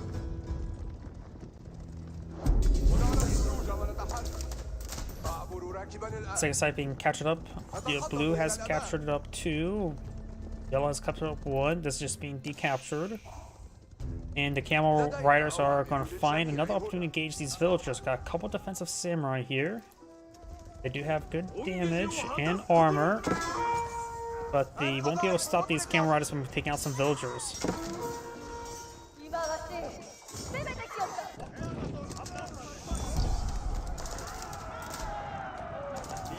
Blue has claimed the 5th relic, stealing a good number of relics from yellow. Not every day we actually see that successfully. Those do a Wolo there to keep his opponent at bay. Could get some free shots with his crossbows. Looks like he's trying to retreat behind the gate.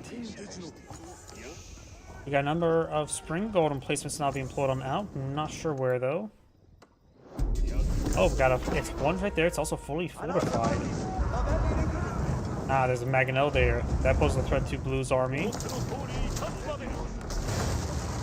Let's see.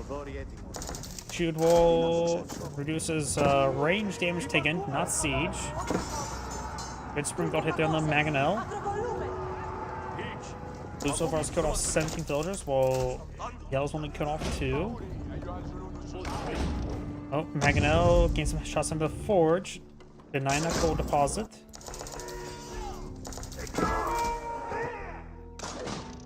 Another outpost there. This outpost can be good distraction for Blue.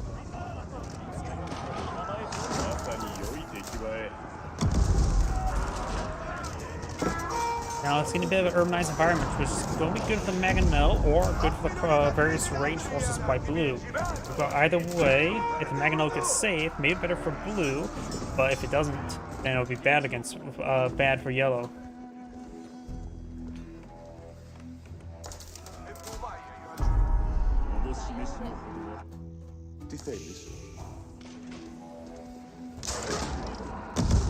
Mangonel does roll a miss there.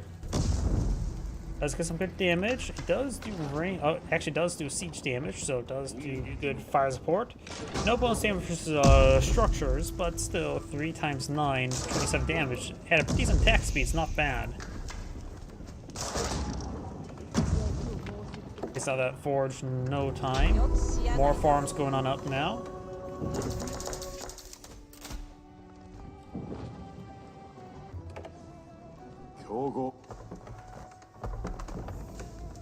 And now have another cistern going on up. That was cistern number 6.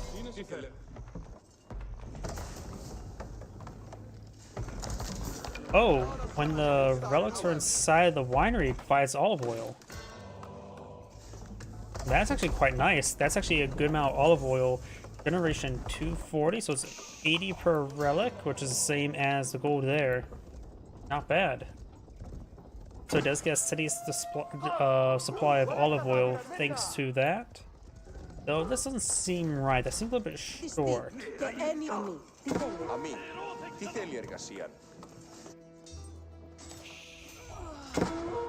Vanguard engaging the samurai.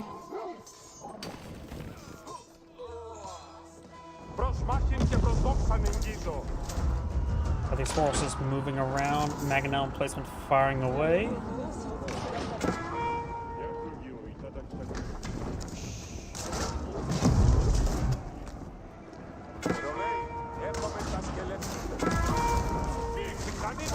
Number more spring golds going down for yellow.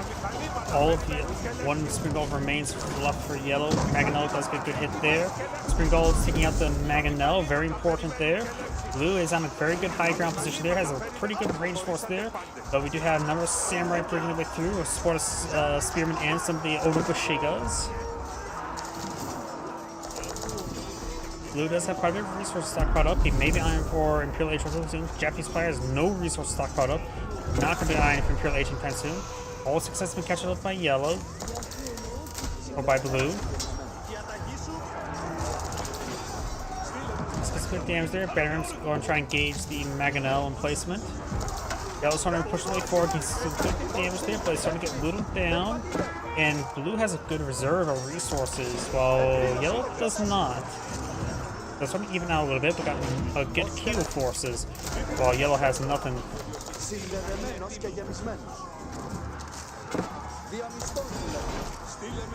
Yellow's army is starting to get bled out there. Looks like yellow back to the game now. As Angrade saying, thank you for watching, and on to the next replay.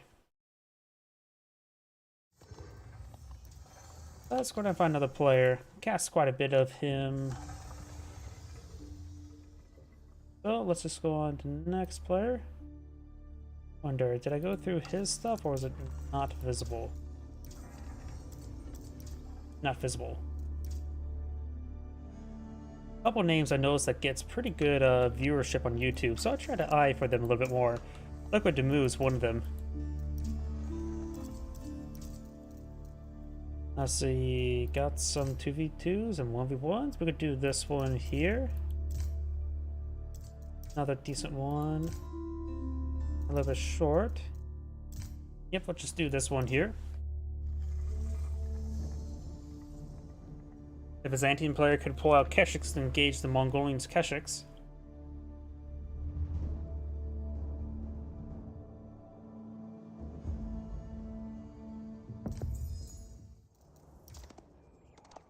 Greetings everyone, and Grade here for another HBars 4 replay. So on top left side as the yellow Byzantines, we have Fei Chan.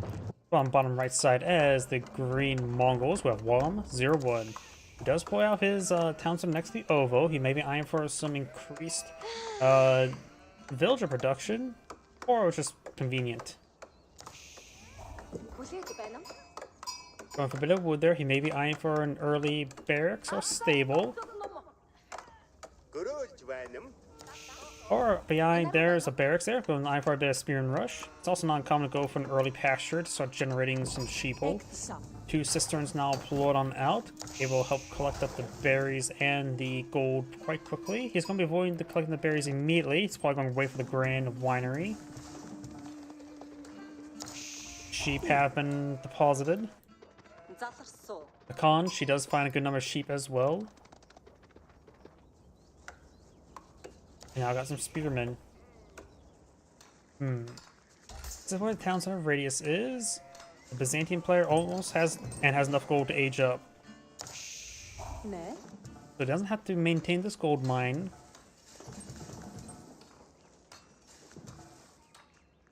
Here you go, has enough to age up now, and eyeing for the Imperial Hippodrome. Okay, I was not expecting the Imperial Hippodrome. We got an outpost there, trying to eye to deny the berries. The Khans in the region as well. Imperial Hippodrome will be counted by those spearmen, of course. The Mongol player is pretty close on gold, needs more food, not eyeing for any more spearmen.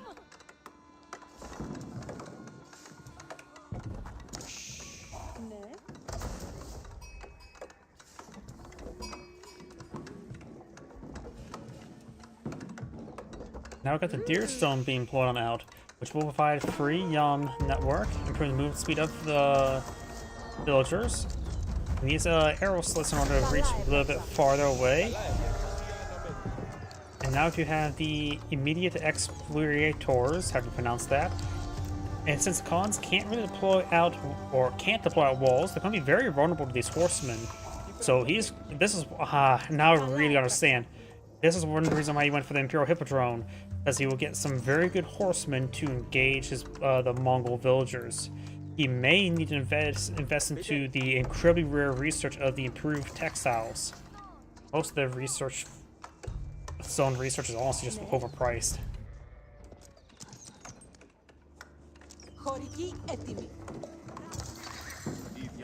Now I got multiple horsemen on the field. The expropriators have pronounced that will allow them to take out villagers in 5 hits. And against textiles, I don't think he improves the amount of hits it takes villagers out of textiles. Let's see, 75 health. So after 7 hits, it'll do 77 damage. Yep, that won't. Actually, probably would.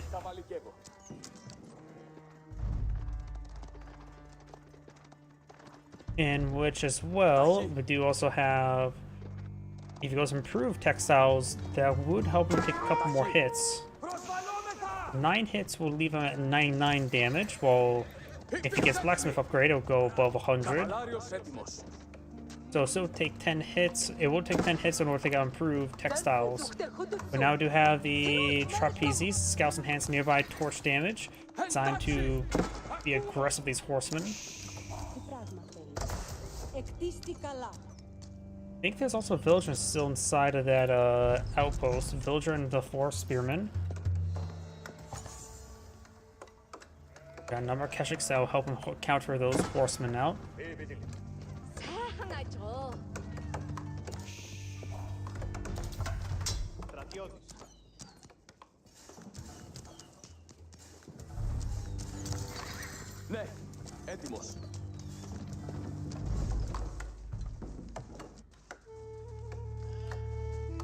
Ardent Spearman research for the Mongol player.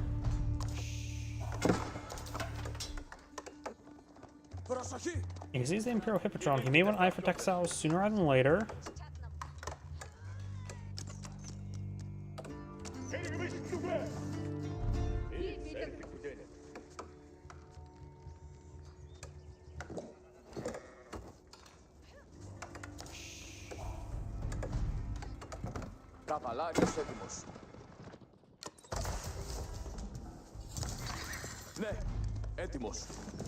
Let's see, he does have 16 charges right now.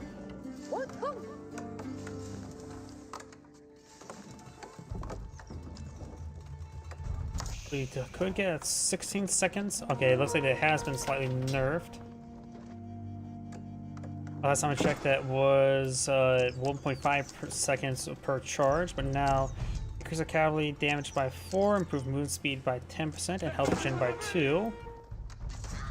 Oh, he does take out some villagers there. Ooh, looks like he got 3 villagers there. It's going to be very hard for the Mongol player to have any sort of feudal control. The Mongols already have trouble with feudal control, and now with the faster moving horsemen with a bit of health regen, they can go in and out of combat quite aggressively. And with the nearby scout, they have improved torch damage as well, making it even better at torching stuff down than the Mongols. Right now their torch damage is 16, the Keshik's torch damage in comparison is 13.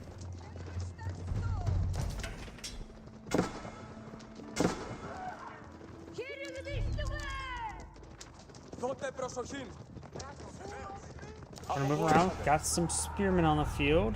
There are 5 villagers there trying to click with the deer. Got a couple spearmen on the intercept. Gonna pull him back. He's gonna be aggressive as Keshiks rather than being defensive. Because right now, if his Keshiks are being defensive, his opponent's dictating the course of the game. You now have Western mercenary contracts who give him access to longbows and access to lance connects as well as Streltsy. Then outpost here, as was in the first cistern.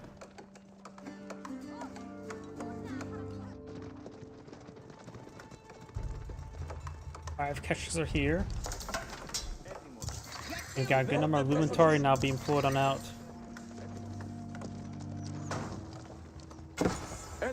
Those utilize the Scouting Eagle. These forces moving around along the flank. Horseman pushing way forward. Does get inside the outpost. Does have access to improved torch damage, and now Mongols' outposts are just can't be fortified. Spearman coming over here to respawn. Does take out the scout there, reducing damage output. So good idea. He took out that scout first. Now some of the horsemen start going down as well. These horsemen could be healed up by the Imperial Hippodrome, repairing up the outpost now. Keshik's finding great engagement there. Does get another kill. And takes out one more horseman, just leaving one horseman remaining. I will leave the scouts or spearmen over there, but do have a good number of horsemen, and spearmen will be needed to engage these horsemen.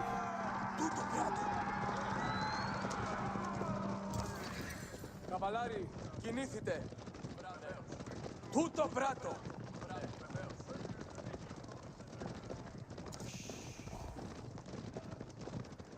Cavallari, ποδόψελα. Δεχόμεθα τα βέλη.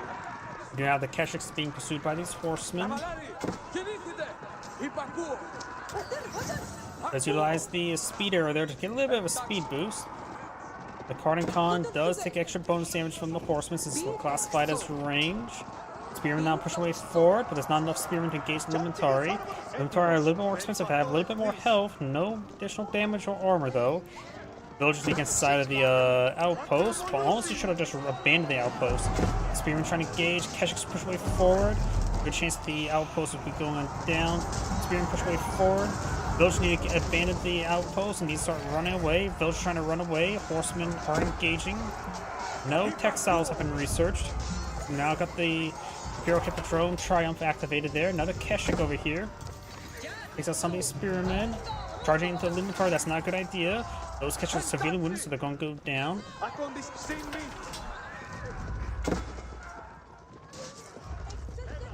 And those Limentari are quite wounded. The spearmen have taken some damage, nothing too significant though. Does take out the Khan there.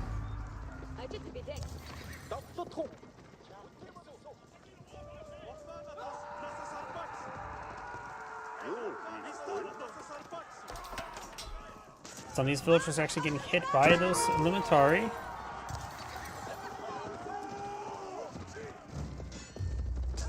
Now taking time to torch down the gear. The gear has been set up ablaze. Could try packing up and try driving away with it.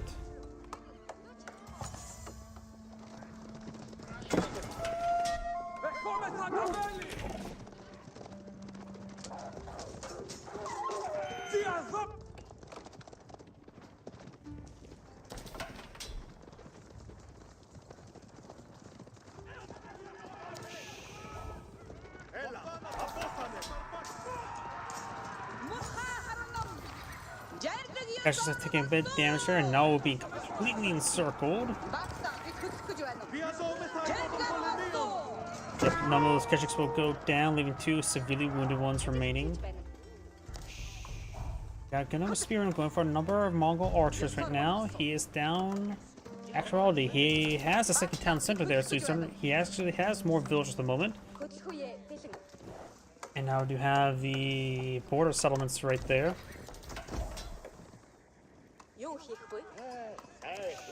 It does not improve the health of those houses, so it's still good raiding targets for the Mongols. A number of pastures here, the ovo has been depleted. And with these pastures here, he should be able to support a good number of villagers. Does have the fertilization upgrade, but at least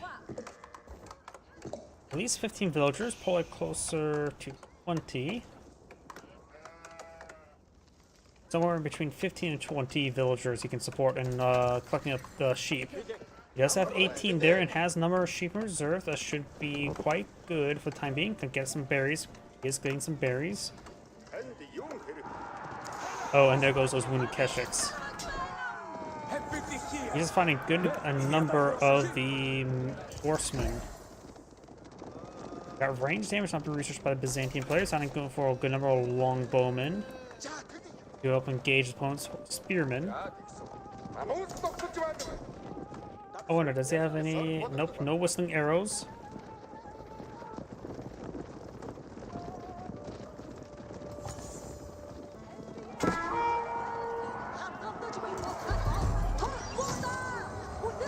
Does use a speed arrow there. Gain some damage on some of those horsemen.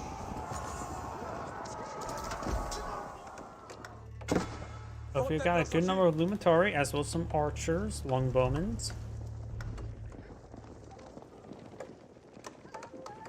Κινήθητε στρατιώτες. Or archers and spearmen for the Mongol player. Best thing about Mongols when it comes to these cheap units is they don't have to worry about housing. They don't have any real constraint of how many cheap units they can deploy on the field, but other civilizations have to be careful about the max housing. The Mongols, they can start spamming out cheap units, no problem. That's the real power behind the housing. Not because for cheaper, but simply it's less of a constraint on your military production. Yeah, now some fire siphons now being blown on out.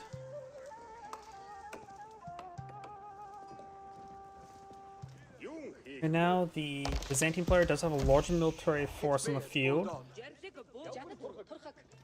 And the quality is also significantly favored of yellow as well. And, oh, I wonder if they actually fixed the longbowman cost here. This seems actually correct now. Do not have the Cherio siphon pushed away forward. You had the outpost being upgraded for arrow slit. This will get quickly torched on down, no problem. Villagers can't repair up the stuff that's under fire like that, literally. Taking a bit of damage there, 10 damage per second.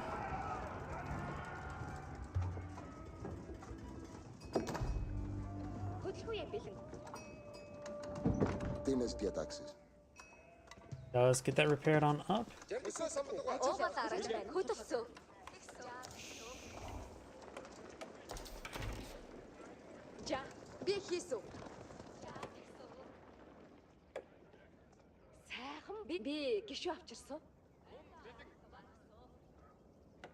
like he's going for a round of Kashyyyks. He has to be very careful with them. Only engage them onto his opponent's longbowmen, which are next to a bunch of Luminari.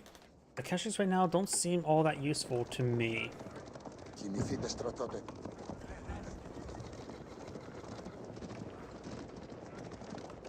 Byzantine player is also storing quite a bit of olive oil. He may be eyeing for some H2 items. Lance Connects may not be that great. His opponent's going for a good number of archers. He could try eye for some mercenary horse archers. Or for some mercenary crossbows. Kurultai not being put on field. Kurultai is an excellent defensive in place landmark, as well as a good siege camp. And one thing the Mongol player doesn't have any stone at the moment. He probably could have tried eyeing a siege engineer, so improved siege engineers. But right now he does probably need to get out a siege camp in order to get out some Springolds, or not Springolds, Mangonels.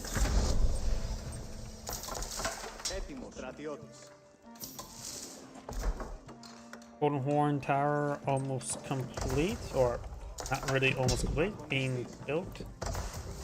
Does have 14 seconds of triumph.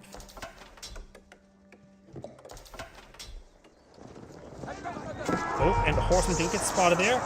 Great amount of spear braces there. Ooh, great pick there by Green.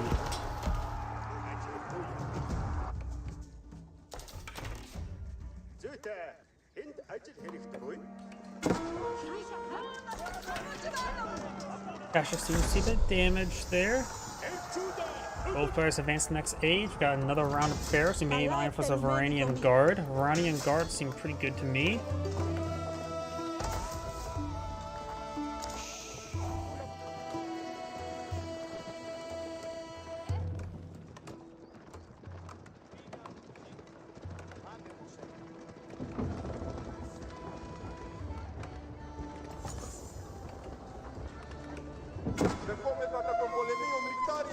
Like Bor is now being seized, and we got the Kashyyyks now trying to engage. He does see you can see the Bor being attacked, but does not engage the villagers, even though Khanat also had vision of the area himself. Does lose one of the Kashyyyks there. He's now pushing way forward with the Kurultai. Now getting the has Veteran Archer's Veteran Spearman research on the way. Kurultai not being set up properly. There's a Kurultai that's greatly improved his damage output. He can send the Chariot Siphon to engage the Kurultai. His Archer's right now doing 10 damage. If he gets out another Blacksmith research, it will actually improve the damage by 2 rather than just 1 near the Kurultai. He's going to try to close out the game now. Archer's moving forward. You have Veteran Limitari research as well as the Veteran Longbowman. They all have their veteran research. We do have range armor for the Byzantine player.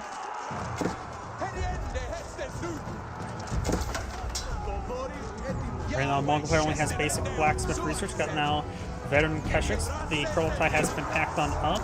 Redeploying right there. Archers push way forward. Archers finding some shots on the buildings.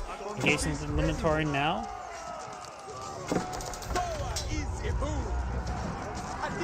Trying to clean up all those forces there. The Mongols Archer Zero here in good numbers. That's just the arrow.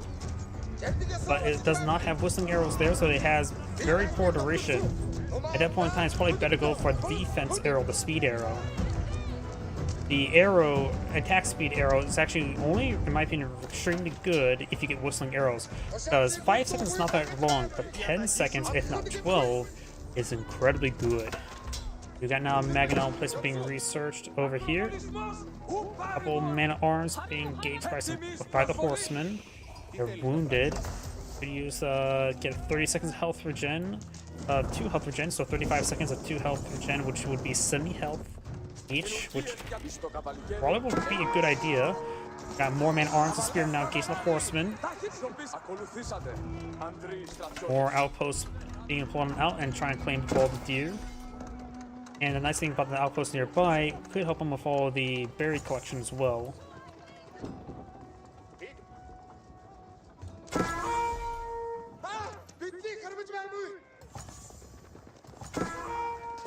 Then horseman research there does use the triumph ability that gets some much needed health regen on these forces. Archers do take a bit of damage there. Kurultai is packed up and backed his way up the center of the map. Green could eye for some relics. Getting those relics is very important for the Mongols because when we get to age 4, the Tithe Wand can give you some much needed stone generation.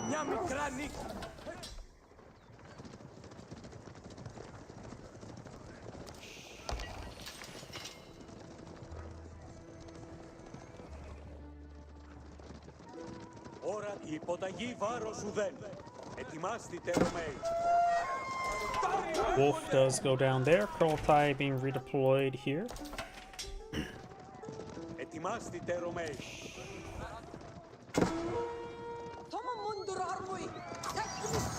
Does use a speed arrow there.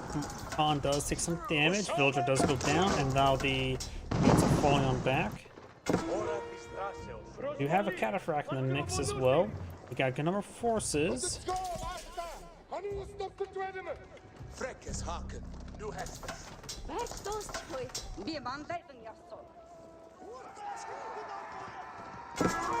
Horseman does go down there. Spearman gains good damage.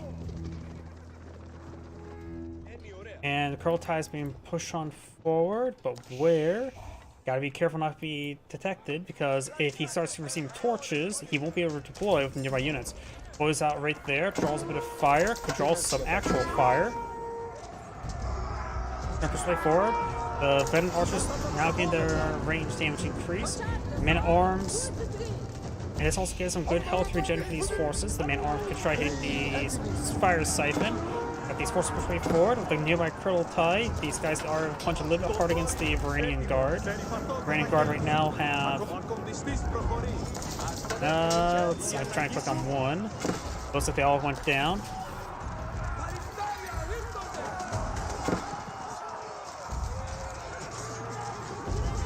The Varanian Guard right now has 6 armor.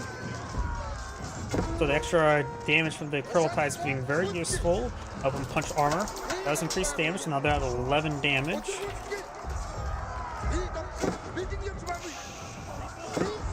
Trying to push the way forward. Spearman making the way forward with a handful of man-arms mixed on in to draw some extra fire. Health regen is also providing some decent effects.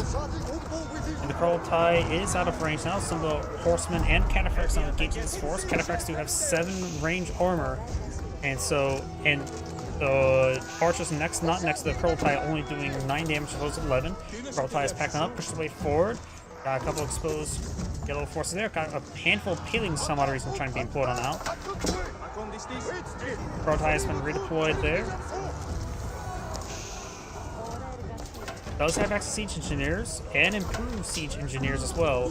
They could try backing off to get the plots of siege buildings. He's out of wood, however. And yellow does back the game now. This is Android saying, thank you for watching, and on to the next replay. And before I get started with the next replay, I do need to use the restroom. Please give me one moment.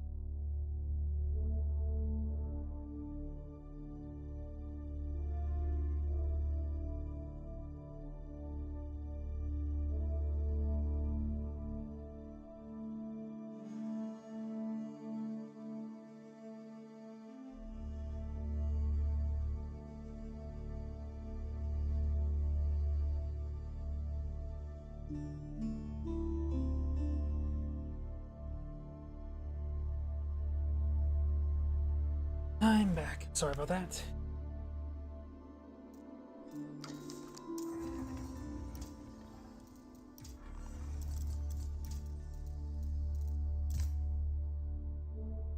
Let's see.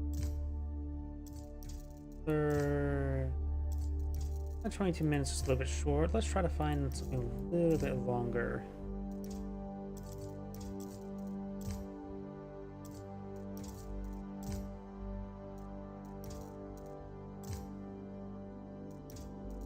Let's see, 9 is actually maybe too late. Let's see, 13, 14, 6, 7, okay. Anything past 8th and past is fine. Oh, there we go.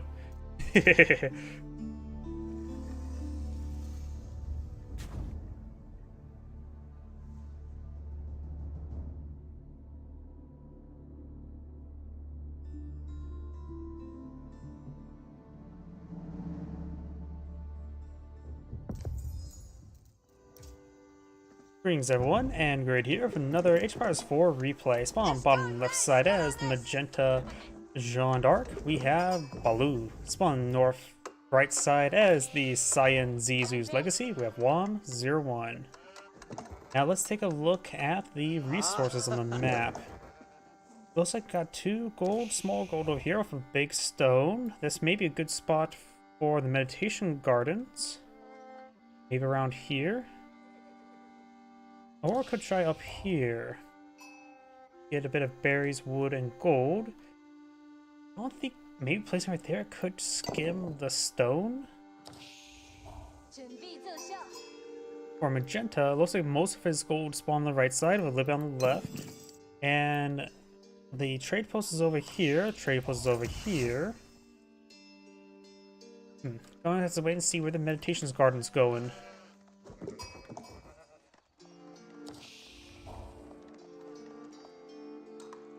Could I just be a bit closer by? But sometimes it is a good idea. Let's see, School of Cavalry now being built. Jeanne d'Arc has a lot of work for her to do. Going for a bit of wood as well.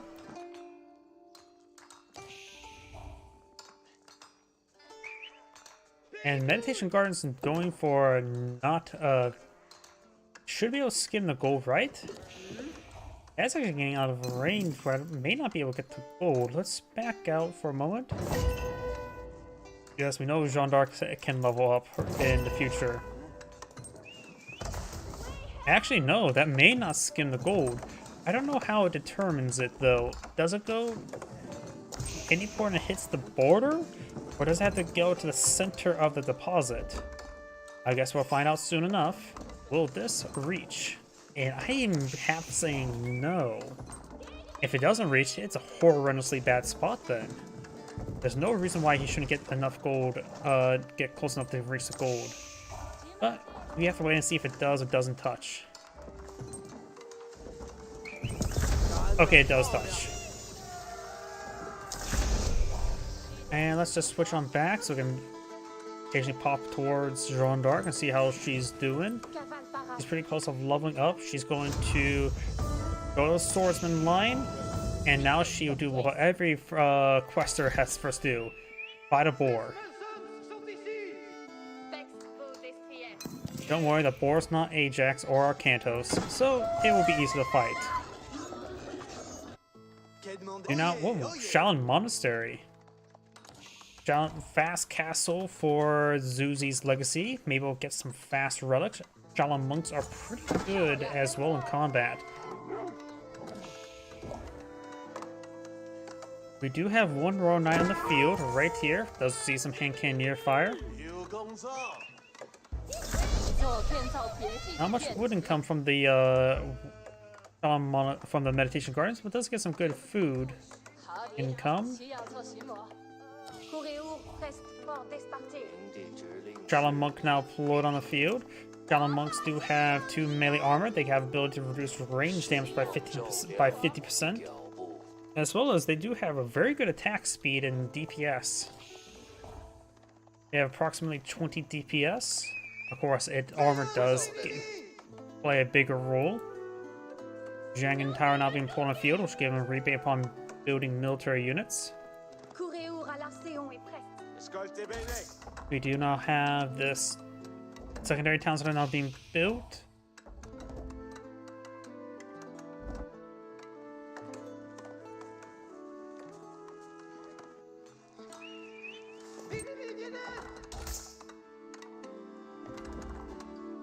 I'm gonna fast forward a little bit. I don't see that Shaolin monk go anywhere just yet. We got a Zunshnu, 2 Shaolin monks pulled on out. Now gonna be seizing up the stone. Which really try to be aggressive for those relics. We do now have the some of the relics being encapsulated, since he knows his opponent has gone for the Shaolin Monastery. And these are regular crossbows, not Zunshnus. Wait, doesn't Zhang Tower give out free Zunshnus, not crossbows? Wait. No, Zunshnus don't have any age requirements, being the Zizu's legacy. No, or dynasty requirement, not age requirements. So he may have got free crossbows instead of Zunshnus from these Zhang Tower. Not so sure though. Shaolin monk will find that area encapsulated. Scout does take some damage there. 2 Royal Knights, 1 Scout, and a Jeanne d'Arc in this region. All charges of Holy Wrath are available. Large number of villagers heading up north, eyeing for our secondary town center up here. Right next to the skull deposit or the deer deposit would be a good idea. Large amount of rich resources. Shaolin monk try to grab the relic, will not be successful. Does use the range resist, but there's no range damage there. And he's going to start cleaning up the deer. If you look where the relics on the map, got this safe one here, central and central one there. This one's off the side, contestable. And this one's encapsulated and bit safe from magenta.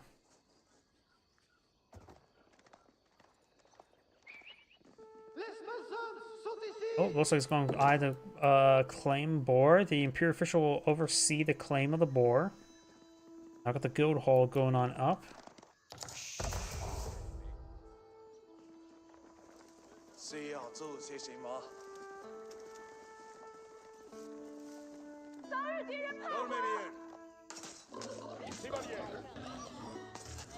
Boar is now down. Huh. You know, I just realized something. Jean's riders do bonus damage versus Zunshnus.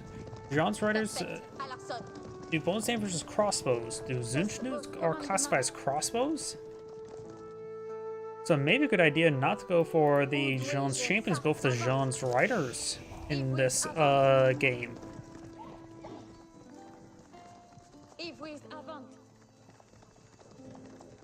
Villagers make it taken out here. Royal Knights get a massive charge attack there. Then they do bonus damage. Jeanne d'Arc does use Holy Wrath there. Takes out only one villager there. A little bit disappointing. And no textiles research right now by the Zuzi's Legacy. We do got now a hand cannoneer sludge being researched somewhere.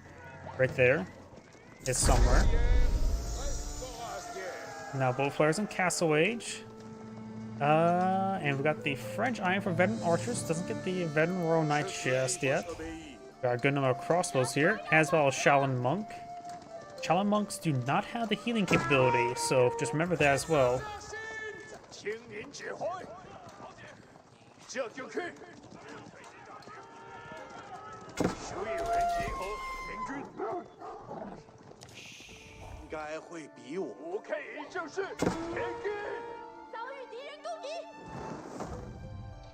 A couple torches here. Sommes en ordonnant à l'arsenal chevalier. L'heure est de besoigner. À l'arsenal chevalier. Another relic being picked on up. A couple crossbows here for defense. Does get good volley there. Does Wooloo right there. Why is it the Shaolin Monks have a different Wooloo sound? I never know that. Oh, and Jeanne d'Arc just got whacked in the face by a Shaolin Monk.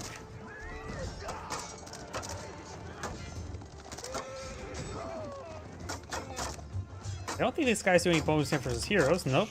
I wasn't paying attention to Jeanne d'Arc's health, but she is classified as heavy, so the crossbows will do bonus damage. Gains some good damage there. The Shaolin Monks are, let's say, alive there. It does drop the relic there. And these Royal Knights are going to try to persuade forward. Has picked up the relic with the same Shaolin Monks, so it doesn't. If the perversion ritual is still on cooldown.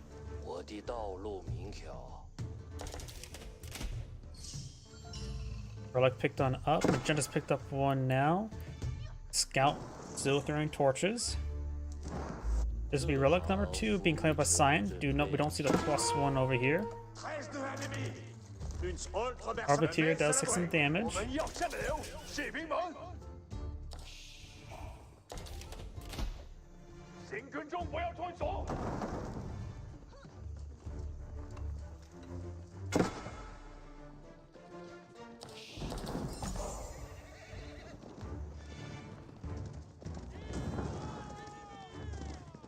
Scout pursued. Jeanne d'Arc has been rebuilt. If she levels up again, she will get 50% range resist, which will help her to be a bit more resilient to the crossbow fire.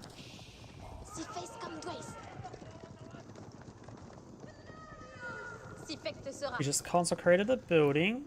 The town center is consecrated. Town center is also consecrated, as well as the school of cavalry. The rest of that gold has been seized. There's more gold down here, and a number of palisade walls have been queued on up. Cyan's also going for a number of palisade walls. And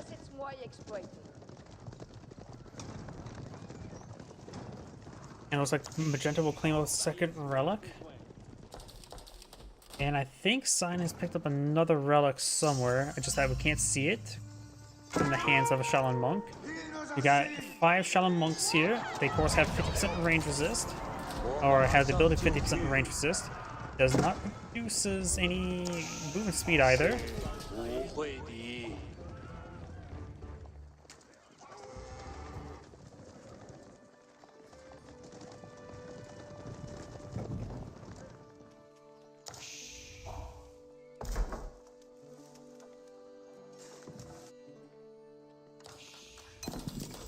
Cyan has claimed up all the deer over here, as well as Pumbaa.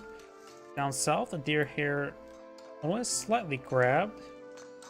More gold being grabbed. Local doggo still just hanging out.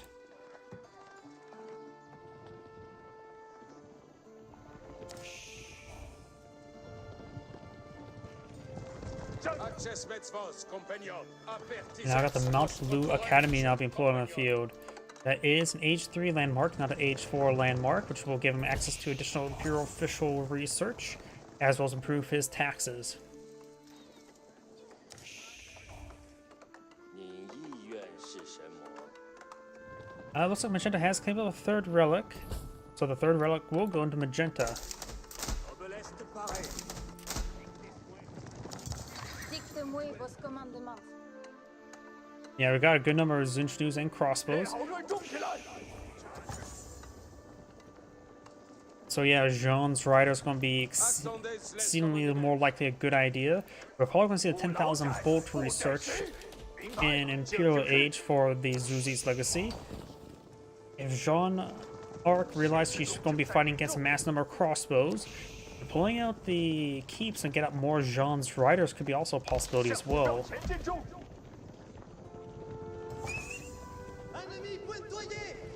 Additionally, they will get additional armor near Jeanne d'Arc, so very useful in order to resist the multiple rate of fire units as well. I think Jean's riders are exceedingly going to be useful. Arbiteers can be also very useful as well with the passive ability to deploy to get a passive effect for increased range armor. As well as a bit of extra range never hurts.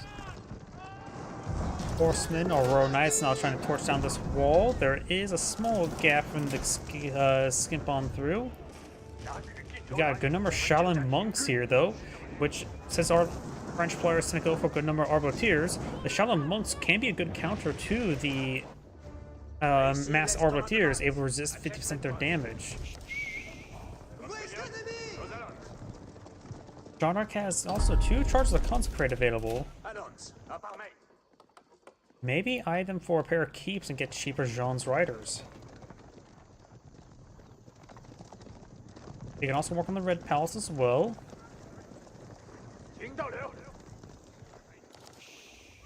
The Shaolin monks also label as Battle Monk. I don't think they're classified as light melee, which means they may not take bonus damage from archers, I'm guessing. There's design. They said they're supposed to be strong versus ranged units, so I think they're classified as neither heavy nor light. I think they're only classified as infantry. I could probably check the mod files. We do see another range resist ability there. Look how much damage they can take. Let's take a look and see how close Jeanne d'Arc's eyeing for a level up. She has a level up available. Jean's riders. No, she went for the champions. It was clearly a better choice to go for Jean's riders.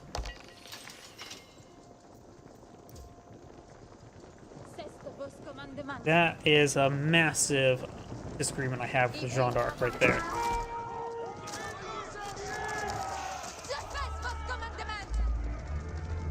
Not to mention, she's not fighting against any sort of spearmen. We're gonna just see a good number of battle monks. Brest, si obéisse Dieu à vos commandements. J'obtempère à Obsavitz.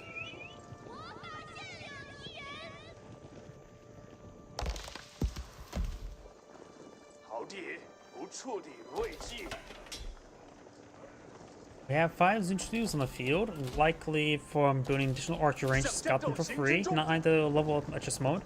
And now we do have the military academy and herbal medicine. However, herbal medicine may not affect by Shaolin monks do not have a heal ability.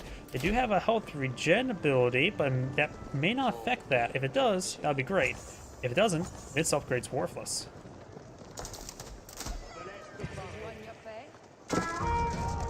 Crossbows and Shaolin monks push way forward. The Arbiteers exceedingly less useful. Needs regular horsemen, these Jean's riders. Mangonels will also be very useful in this composition. We do have now Nessa B being pulled out and Mangonel being queued up as well. Also going for a handful of spearmen. That'll be a decent front line. Zizu's library not being pulled on the field. Like to see 10,000 bolts, and I'm not sure what his other upgrade would be. Going for some Cadians, probably not a good idea versus the Arbiteers. The UN Raiders, nah. Bonus damage versus Pillagers could be interesting, but not that great. Fire Lance charges, probably not that useful. Now he needs to go for Let's see, in order to get all the additional pagodas, you need like Ming Dynasty? Yuan Dynasty. So he is Yuan Dynasty, so going for pagodas, get out additional monks wouldn't be half bad. Red Palace being put on field in a very good defensive position. And power building of 40 villagers. That is probably the fastest I've ever seen a Red Palace built. Now that's built, the Red Palace can do some serious damage. These villagers need to get inside the Red Palace. The Red Palace would have absurd DPS versus formation.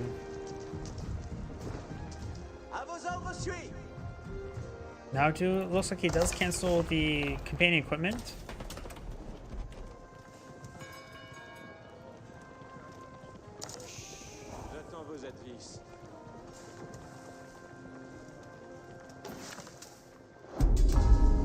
Got quite a sizable force here. Needs to go for more horsemen.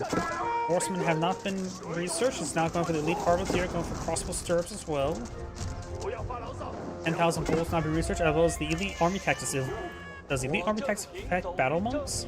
If it does, that can be very good. They do have plus 40 health from the monastery research. They can also get benefit from blacksmith research.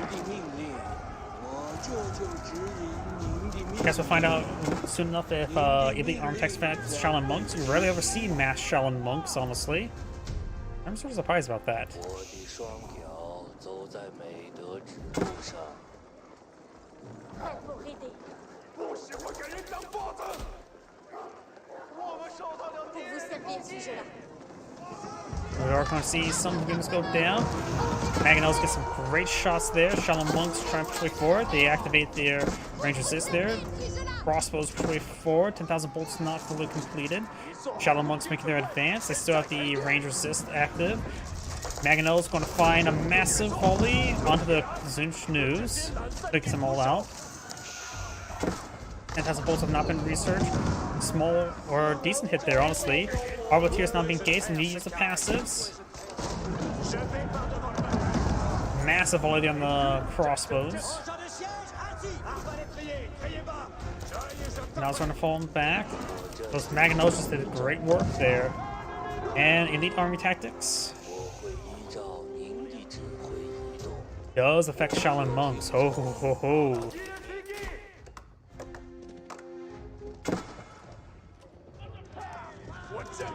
Horseman pushing me over here. He's now going for the dynastic protectors. He is going to go for the Imperial Guard and Yuan Raiders.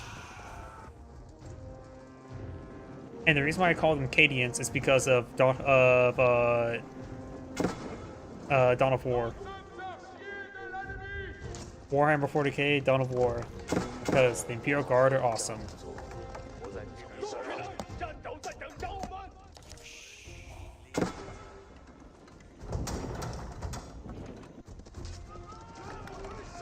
Knights being pursued by some horsemen. Doesn't need the Royal Knight research. It's not going for Royal Knights. Going for the Elite Spearmen and for Tithe Barn. Looks like Sign does throw his 2 relics into some pagodas. And Paul suggests he has pagodas on the field.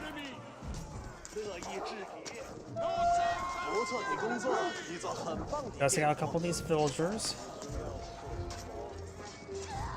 Getting good number of kills on these villagers. Jeez. They do have 5 melee armor. These horsemen are just feudal age horsemen. They have 9 damage, so they're doing pathetically bad damage versus these Royal Knights, which are certainly veteran as well. Let's see. Yep, we got the pagodas over here. So he's going to have 4 villager queues or 4 battle monk queues.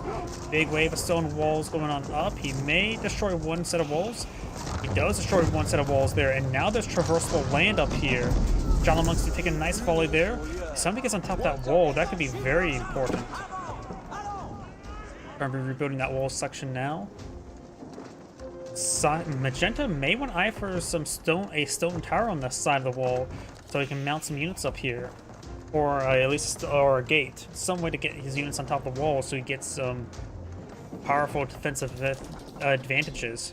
We only got wooden walls along the flanks, and the Red Palace is way back here, in a good defense position, but do have a keep here, which only provides wooden arbals in placement. Biology now being researched by the Zizou's Legacy, and now we do have some Imperial Guard. They are expensive. They do have 340 base health, 28 base damage, 10 melee armor, 3 range armor. So less than actual knights and lancers this age, but they do have good amount of health and melee armor. So they're very resilient, even their spearman damage.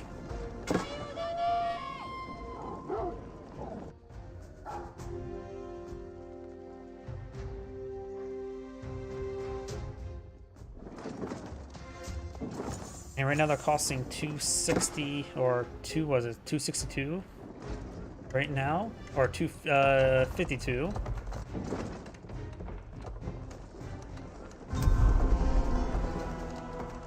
Going for another big round of stone walls. He's going to try to torch some. It's pretty hard to torch stone. But religious men tend to be a bit crazy when it comes to torches. Good damage there by the Mangonels. Got a good number of Mangonels there. Their stone, once get cleaned up, there will be a breach there. We also got a Sign Keep over there, and now the Imperial Guard are advancing quite forward. We got a number of spearmen here to engage, but they can't get the 13 armor.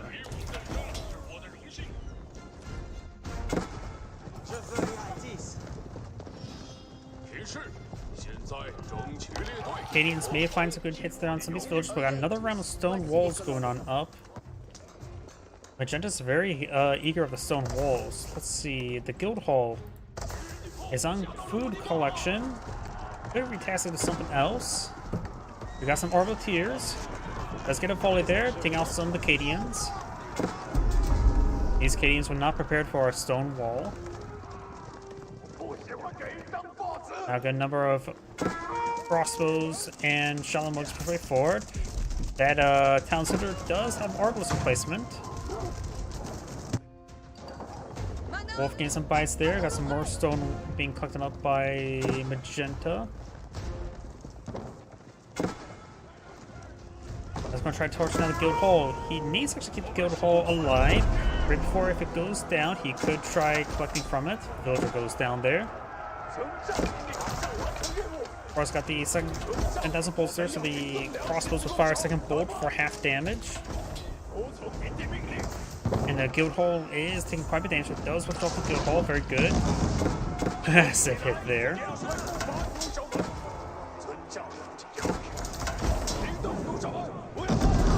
Small hit there, trying to go for another keep. The guild hall has been torched. Acadians moving around, got a good number of Arbaletiers. Shaolin monks will find a number of spearmen, but the Shaolin monks will beat the spearmen in melee combat, no problem. But also the crossbows push right forward. You will get the keep built. Good volley there on the Shaolin monks. Jarnark may be pretty close to bubbling up. Probably best go with the cannon variant. Jarnark does go down there. And 2/3 away. That bar does not look like 2/3. While this says 1,000 out of 1,500. Mangonels, find a good hit there.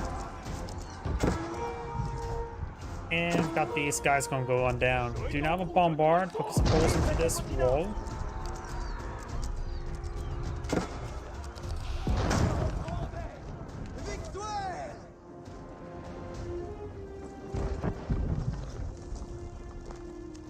And does the stone outcropping still has a bit of stone there?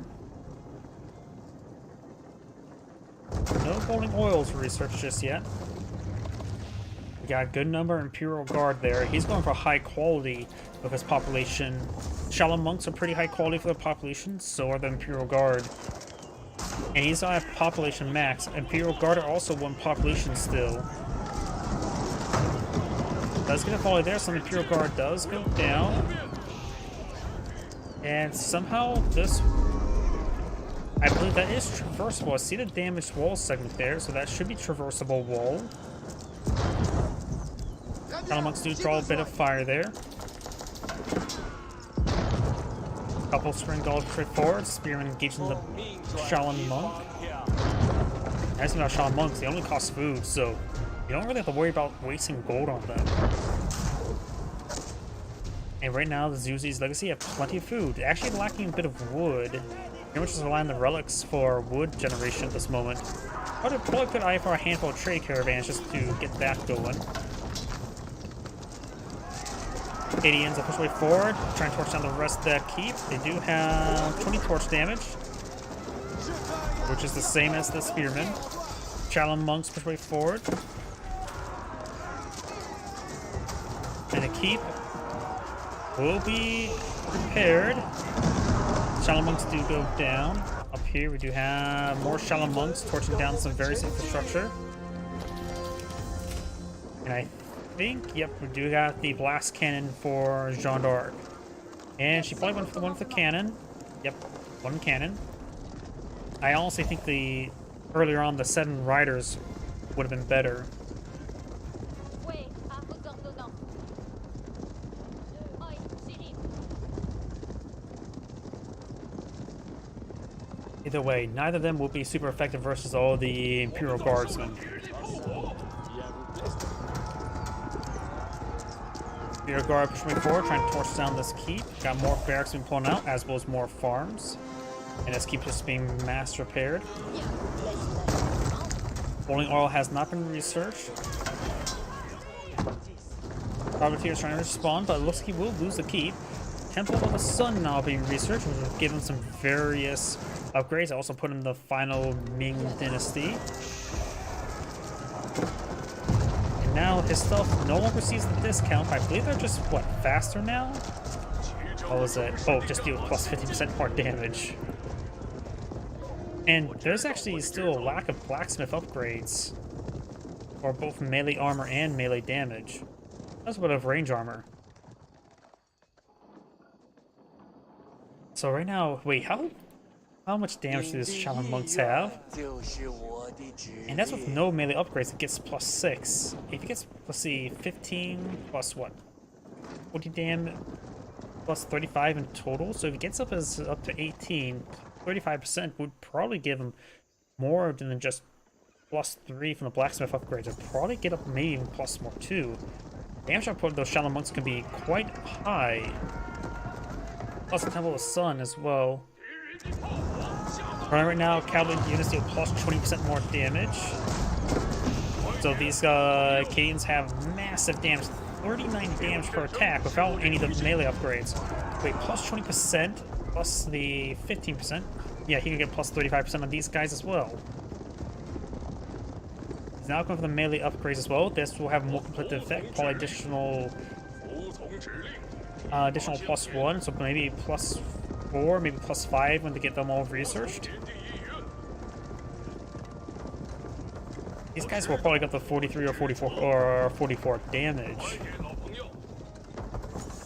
More stone walls going on up. He's trying to restrict the movement of the Imperial Guard.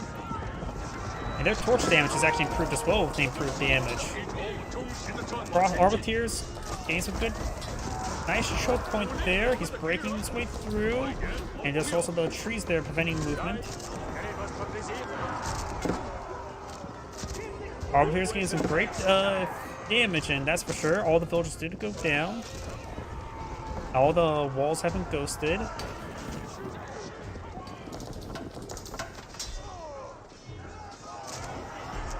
Oh, we got the Holy Wrath there. Shane's another Holy Hand Grenade does torch one of those walls there to escape on out, and the rest of the Imperial Guard will escape on out. And if he has this bound to a hotkey, I see a bunch of traders now, he should decide to switch to Divine Vitality right now to get a bit of health regen. That will greatly help him out in between combat. So one thing I do in Age of Empires 3 is I have the, when I play Aztecs, I have the Fire Pit keyed to a hotkey, or to a control group, so I can go ahead and switch between the abilities when I see fit, such as getting health regen in between combat.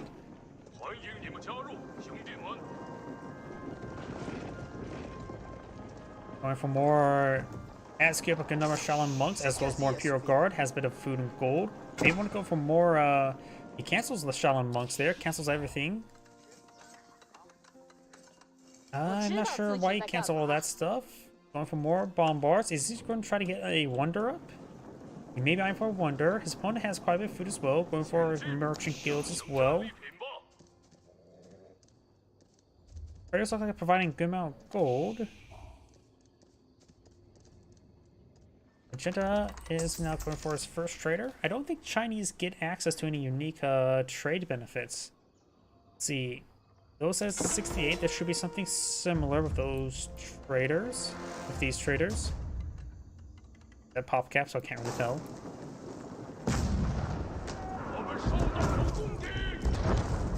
Got some bombards firing away. Looks like he has changed his benefit. Nope.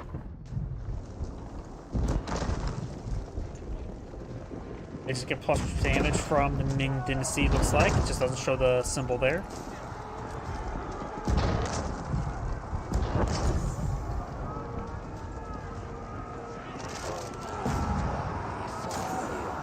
Number outposts going on up. Got now Royal Bloodlines being researched, which also improves Jeanne d'Arc's health as well, so she will get quite a bit of extra health.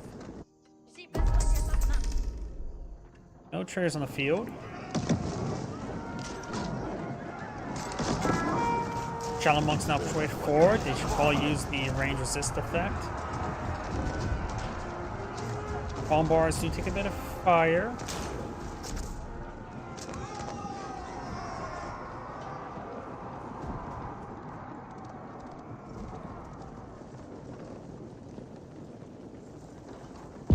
He's queued up a number of crossbows here, elite crossbows. As well as some spring golds. Bombards are going to poke some more holes. Villagers eyeing for a keep here. Just help him secure the flanks for his trade. After all, the trade post is right there. Canadians have broken through. Maybe we'll find... No, there's a good amount of spearmen there. Maybe find a good number of villagers. May immediately torch down the keep.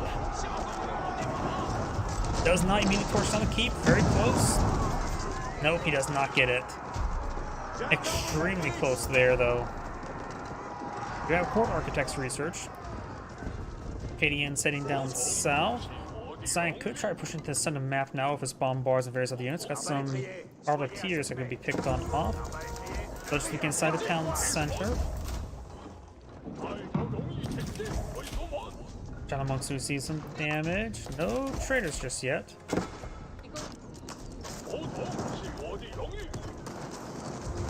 And Cyan's collecting quite a bit of stone right now. He's getting pretty close to wonder. It's probably a good idea to go for the wonder. Your force is going to be defensive or offensive.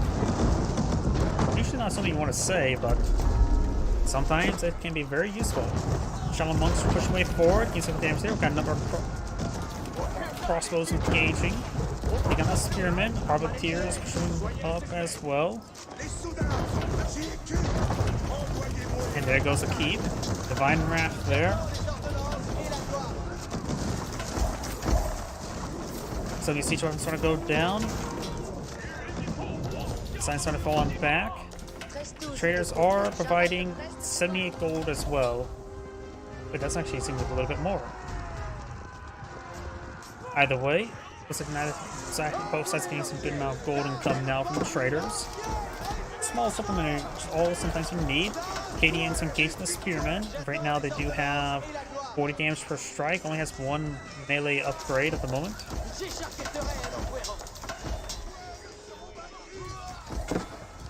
And so they'll take out all those forces there. More reinforcing spearmen. These Acadians do seem to have spear brace.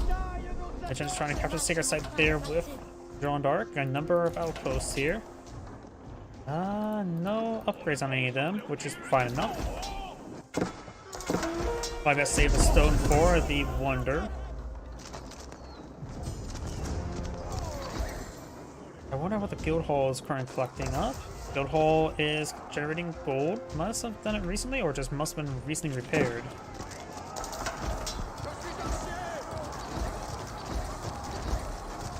Shaolin monks for right forward, drawing quite a bit of fire there. Has fallen back. They got some of the mangonels now. Shallow monks push way forward. We have some good health regen being brought on in. Horsemen's are going down. Spring Gold's going down there. Sign has plenty of Spring Golds remaining. Trying to climb that little bit extra stone. He's trying to get the Sacred Wonder to float on the field. The Wonder costs 5,000 each for resources. I believe it's hard to highlight when it's behind the UI.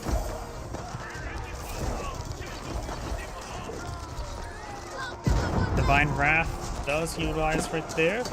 John Arctus does take a massive volley there. We got a Bombard firing away. Spearman push way forward as well as some Horsemen. Magenta's right now very low on coin. Needs to get out free some more public space for more traders.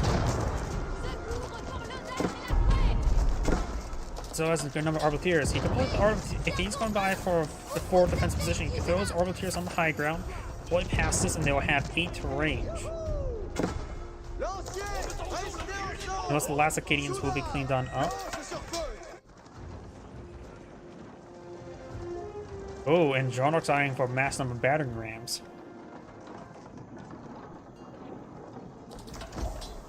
Didn't get that stone deposit. $68 gold. Since it's not a second corner.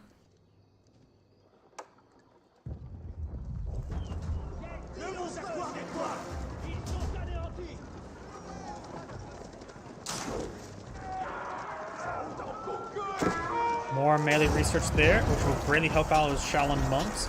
Does use the increased attack speed ability. And the extra crossbow bolt will be inferior to passives so they get the floor on the field. The passives will give them +5 range armor, giving them up to 8 range armor. The extra bolt will do like 1 damage against the Arbiteers. So the extra bolt is not very useful against Arbiteers, but there goes all the Spring Golds.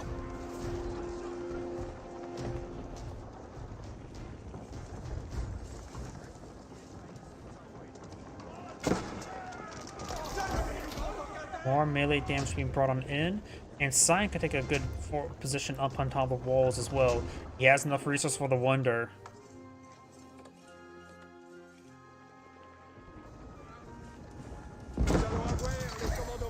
That one does go down.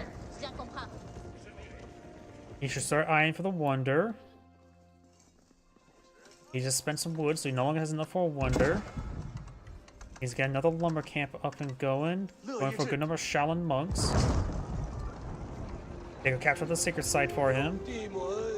But he should, if he's going to go for the Wonder, he could put, like I said, he can put his crossbows on top of the height on the walls there to get reduce range damage and increase range.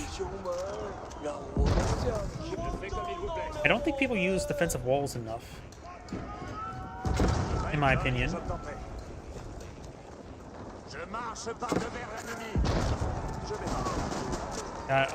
Nest of Bees there. Magenta's trying to push his way forward. We got the Valorous Inspiration now being utilized there and getting increased attack speed on the aura. Nest of Bees does fire a volley there.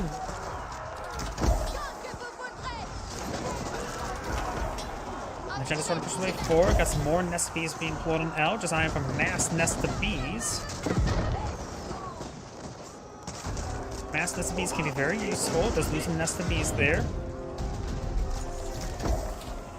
Spearman started going down. Bombard seems some damage there. It looks like Jarnock's eyeing for a mass wave of horsemen. Some spearmen will be in order, or more Shaolin monks never hurt. There's a good number of Shaolin monks queued on up. Is it 6,000 of each resource, or was it 5,000? I thought it was 5,000 of each resource.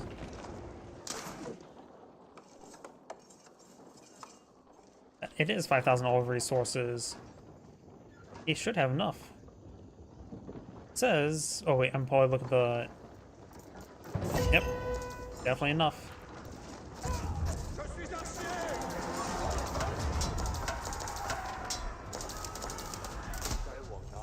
Deploy right there. Enclave the Emperor. The Acadians will serve the Emperor. And now we've got the batteries pushing forward with some horsemen there. We do have a keep here being upgraded with a bombard emplacement. Got a small force here.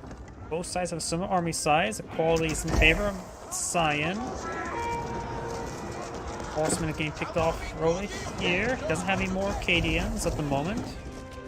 He does have a number of siege weapons, that's for sure. That is for sure. He has a bit of stone here as well. Once he gets the enclave built, he may want to go for a keep here. Or eye for a bunch of outposts. A keep will be nice and durable.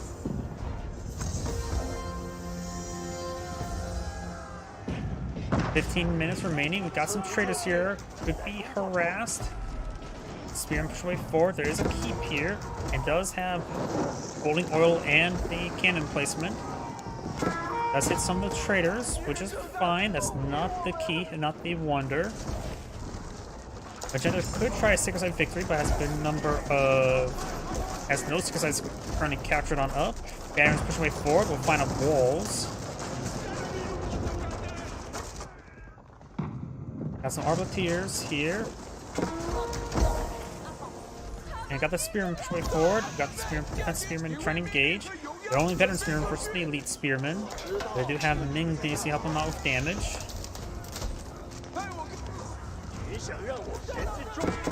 Apparently Ming Dynasty only affects the dynastic units, I guess. Yep, those only affects the dynastic units.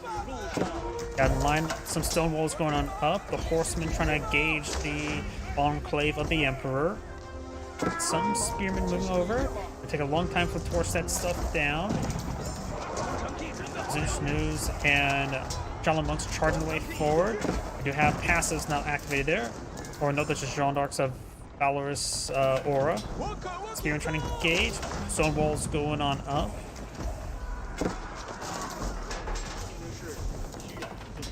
Single Spearman will clean up all those horsemen. He can just leave those villagers next to the enclave, so the enclave can get repairs. Batteries now push way forward. Got some battery runs over here. The Arbaletiers falling on back. Crossbows push way forward. More horsemen there. Jean d'Arc has plenty of resources, so she may be a bit suicidal. Maybe I had to get some forward production going. So well, your opponent's numbers because she does have quite a bit of resources stockpiled up. Almost enough for her own wonder, just need more stone. Currently, the guild hall is collecting up stone.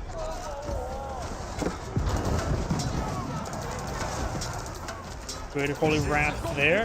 Jean d'Arc has taken a bit of damage. Over the Spring Gulls there, just push way forward, picking off some of these units. Spring Gulls, Cage Spring Gulls, but it looks like Cyan's going to win that fight. More Spearmen push way forward. Zuzi's Legacy have plenty of gold and food, so we can spam more units. More Shaolin Monks being queued on up as well. Meditation Gardens being disturbed. And also got a bombard emplacement over here as well. So you can just push forward small groups here and there. They will be hit by the various outposts.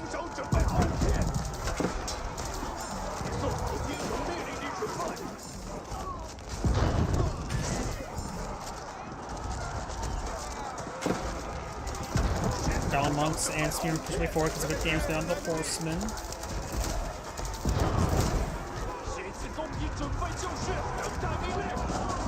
Horsemen charging way forward and hit. Arbaletier still in good numbers, but we got mass spam of the Zuzi's Legacy. Cannon starting to see some damage there. Cannon does go down. Still got a good number of Magenta Spring Gulls here, but they could be engaged by the Shaolin Monks. Shaolin Monks are starting to engage them. Science down to 1 Spring Gold. More batteries being pushed on forward. Jean d'Arc has taken massive damage. Jean d'Arc's attack is quite good, but she's not the range variant, so she doesn't have good range. She has a point blank range.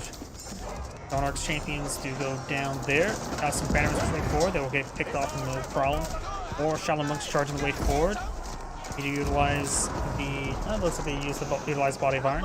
Good Divine Restoration there. Getting some massive AoE healing. Battery rounds just chilling. Which has a good number of Spring Golds. A good number of them are actually quite damaged. Spring Golds get a good volley there. The spring ball goes down. Got 2 SBs here firing some good volleys.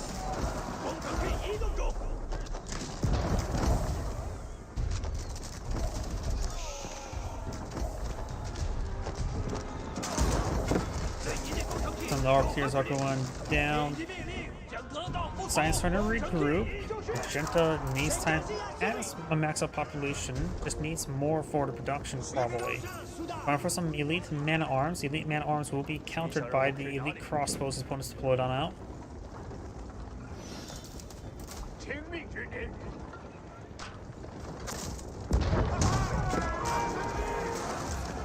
Uzzi's Legacy has plenty of resources. He could probably spend what he has on more production structures to make sure he has a mass spam. He could try for some palace guards. Do count off with a crossbow, but sometimes just need to throw a bunch of bodies at the opponent. Veteran's now trying to engage the flanks, and some palace guard would be useful to help protect the flanks. Out of curiosity as well. Still in Divine Charge. He has no cavalry on the field. This is worthless. Infantry move faster, or the Divine Vitality. Divine Haste and Divine Vitality will be both useful. Much more useful than Cavalry Charge when he has no cavalry. Something is better than nothing. Grant's not push way forward. We have stone walls here. He needs to put an outpost over here, because if I remember correctly, unless he doesn't have that research, that may be just only Chinese only, where outposts can repair wall segments. That could be just Chinese only. There was a keep. There's a keep. Don't see the research, so it may not be available to Uzzi's Legacy. Maybe only Chinese.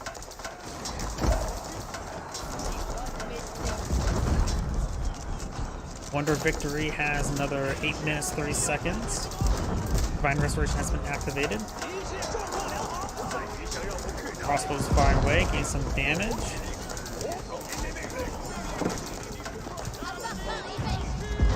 Jeanne d'Arc does have 66% range resist at this level, so she can take quite a bit of abuse.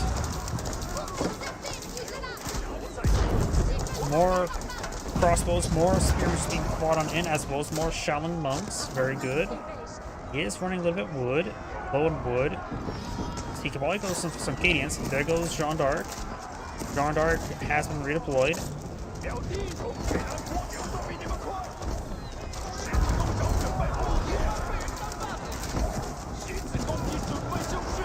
Science trying to break out his own base, become a bit of tug of war. As you start pushing in, the more reinforcements you get, the more larger force you get in, then the counterattack can be quite significant. I just saw a number of villagers get inside that battering ram, and then get out of the battering ram.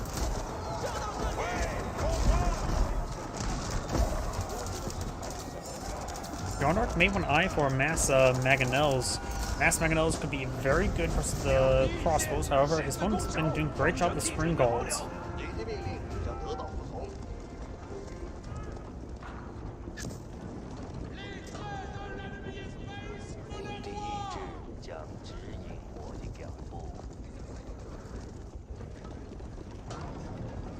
More stone walls being built, or attempted to be built.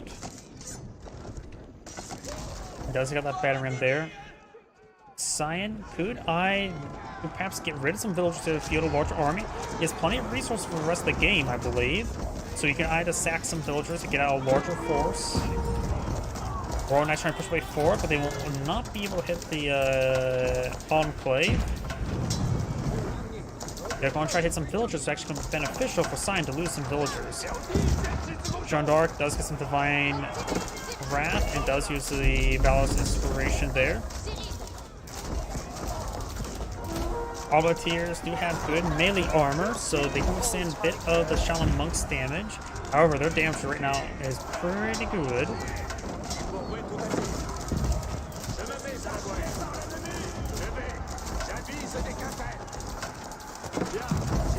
And push way forward, do now the Skyrim going down. And Magenta simply just can't push his way forward. Cyan has lost some villagers. These Royal Knights are being very beneficial for Cyan. The larger and larger field army he feels on the field, the less likely he's going to get to the Wonder. Now these Royal Knights would be picked on off by these Spearmen.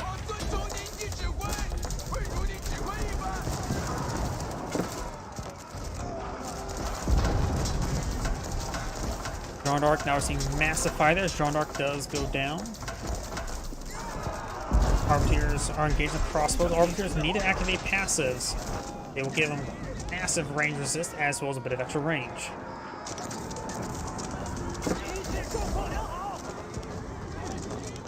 Zuzi's Legacy is now counterattacking when he should be on defense. Offense is the best defense, so the game is exceedingly likely going in favor of Cyan. He has 5 minutes remaining left on his Wonder.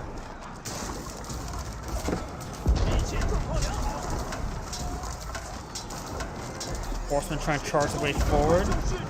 Arbiters have still not activated their passives to get a passive. Yeah, let's see, it's all -6 there for the crossbows when they have the second bolt firing, so they do 9 damage.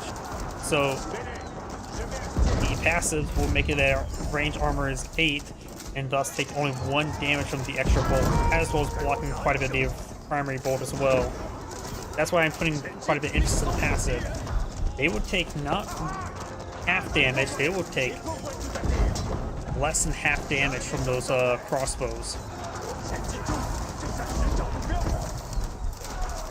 Horsemen now trying to engage there, more Spearmen push way forward. They keep now seeing more and more damage there, but the Shaman Monk still firing away. You have some more elite man-at-arms being blown out, and they're getting annihilated by the crossbows. Wonder victory in 3 minutes 42 seconds. Keep goes down.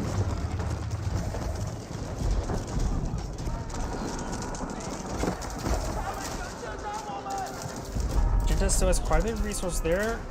Is not having trouble maxing out, just having trouble fielding the army. And that's because Cyan just has less villagers. Battery's now trying to sneak their way through, can get some good damage there. If Magenta loses some villagers, won't be the end of the world. It'll help them field a larger army of her own. And now we do have the Knights and Horsemen trying to engage.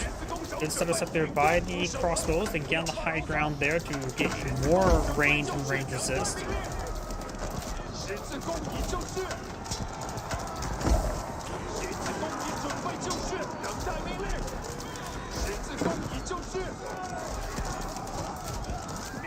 Great Divine Wrath there, and should be able to get another one there soon. He's just letting that army die.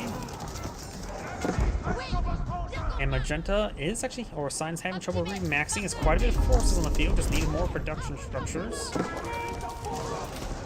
Does take up the battering rams there. Let's see, sack some of the villagers. I think Magenta sacked some villagers as well. We got 2 minutes remaining, and we got all the remaining resource has been queued up in the Zuzi's Legacy. And he has quite a bit of stuff queued on up, that's for sure. 2 minutes remaining. I don't think Magenta can reach the Wonder. And he doesn't have any siege weapons to destroy the gate as well. Only Jean d'Arc's blast cannon can do damage to the wall, which is good, but not good enough. 250 damage versus the 3,000 health wall. It'll take 6 shots. This may not sound like much, or no, it'll take more than 6 shots. It would take 12 shots.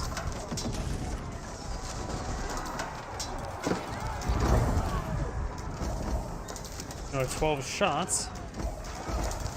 2 seconds per shot. It would take about 25 seconds to take out that gate, in which there's only a minute remaining.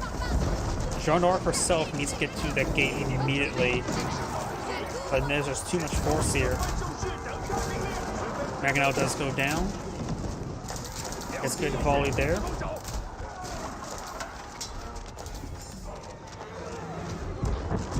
So yeah, what could Magenta do differently? I've been putting a lot of emphasis on it, but I think Jean's riders would have been much better than the Jean's champions.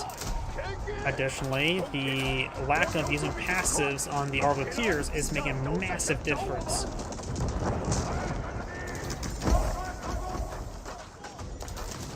Another thing she should have, could have tried was also a Sacrosanct victory immediately when we saw the Wonder victory started. Because the Sacrosanct victory takes 10 minutes and does happen at the same time as the Wonder victory. Joan d'Arc charging her way forward, and Joan d'Arc does get sniped by a cannon. And that is the end of the game. As Angrade saying, thank you for watching, and on to the next replay. So my voice is starting to go out, so that's going to be my last replay for tonight. So everyone, thank you for watching, have a good evening, and get some good rest.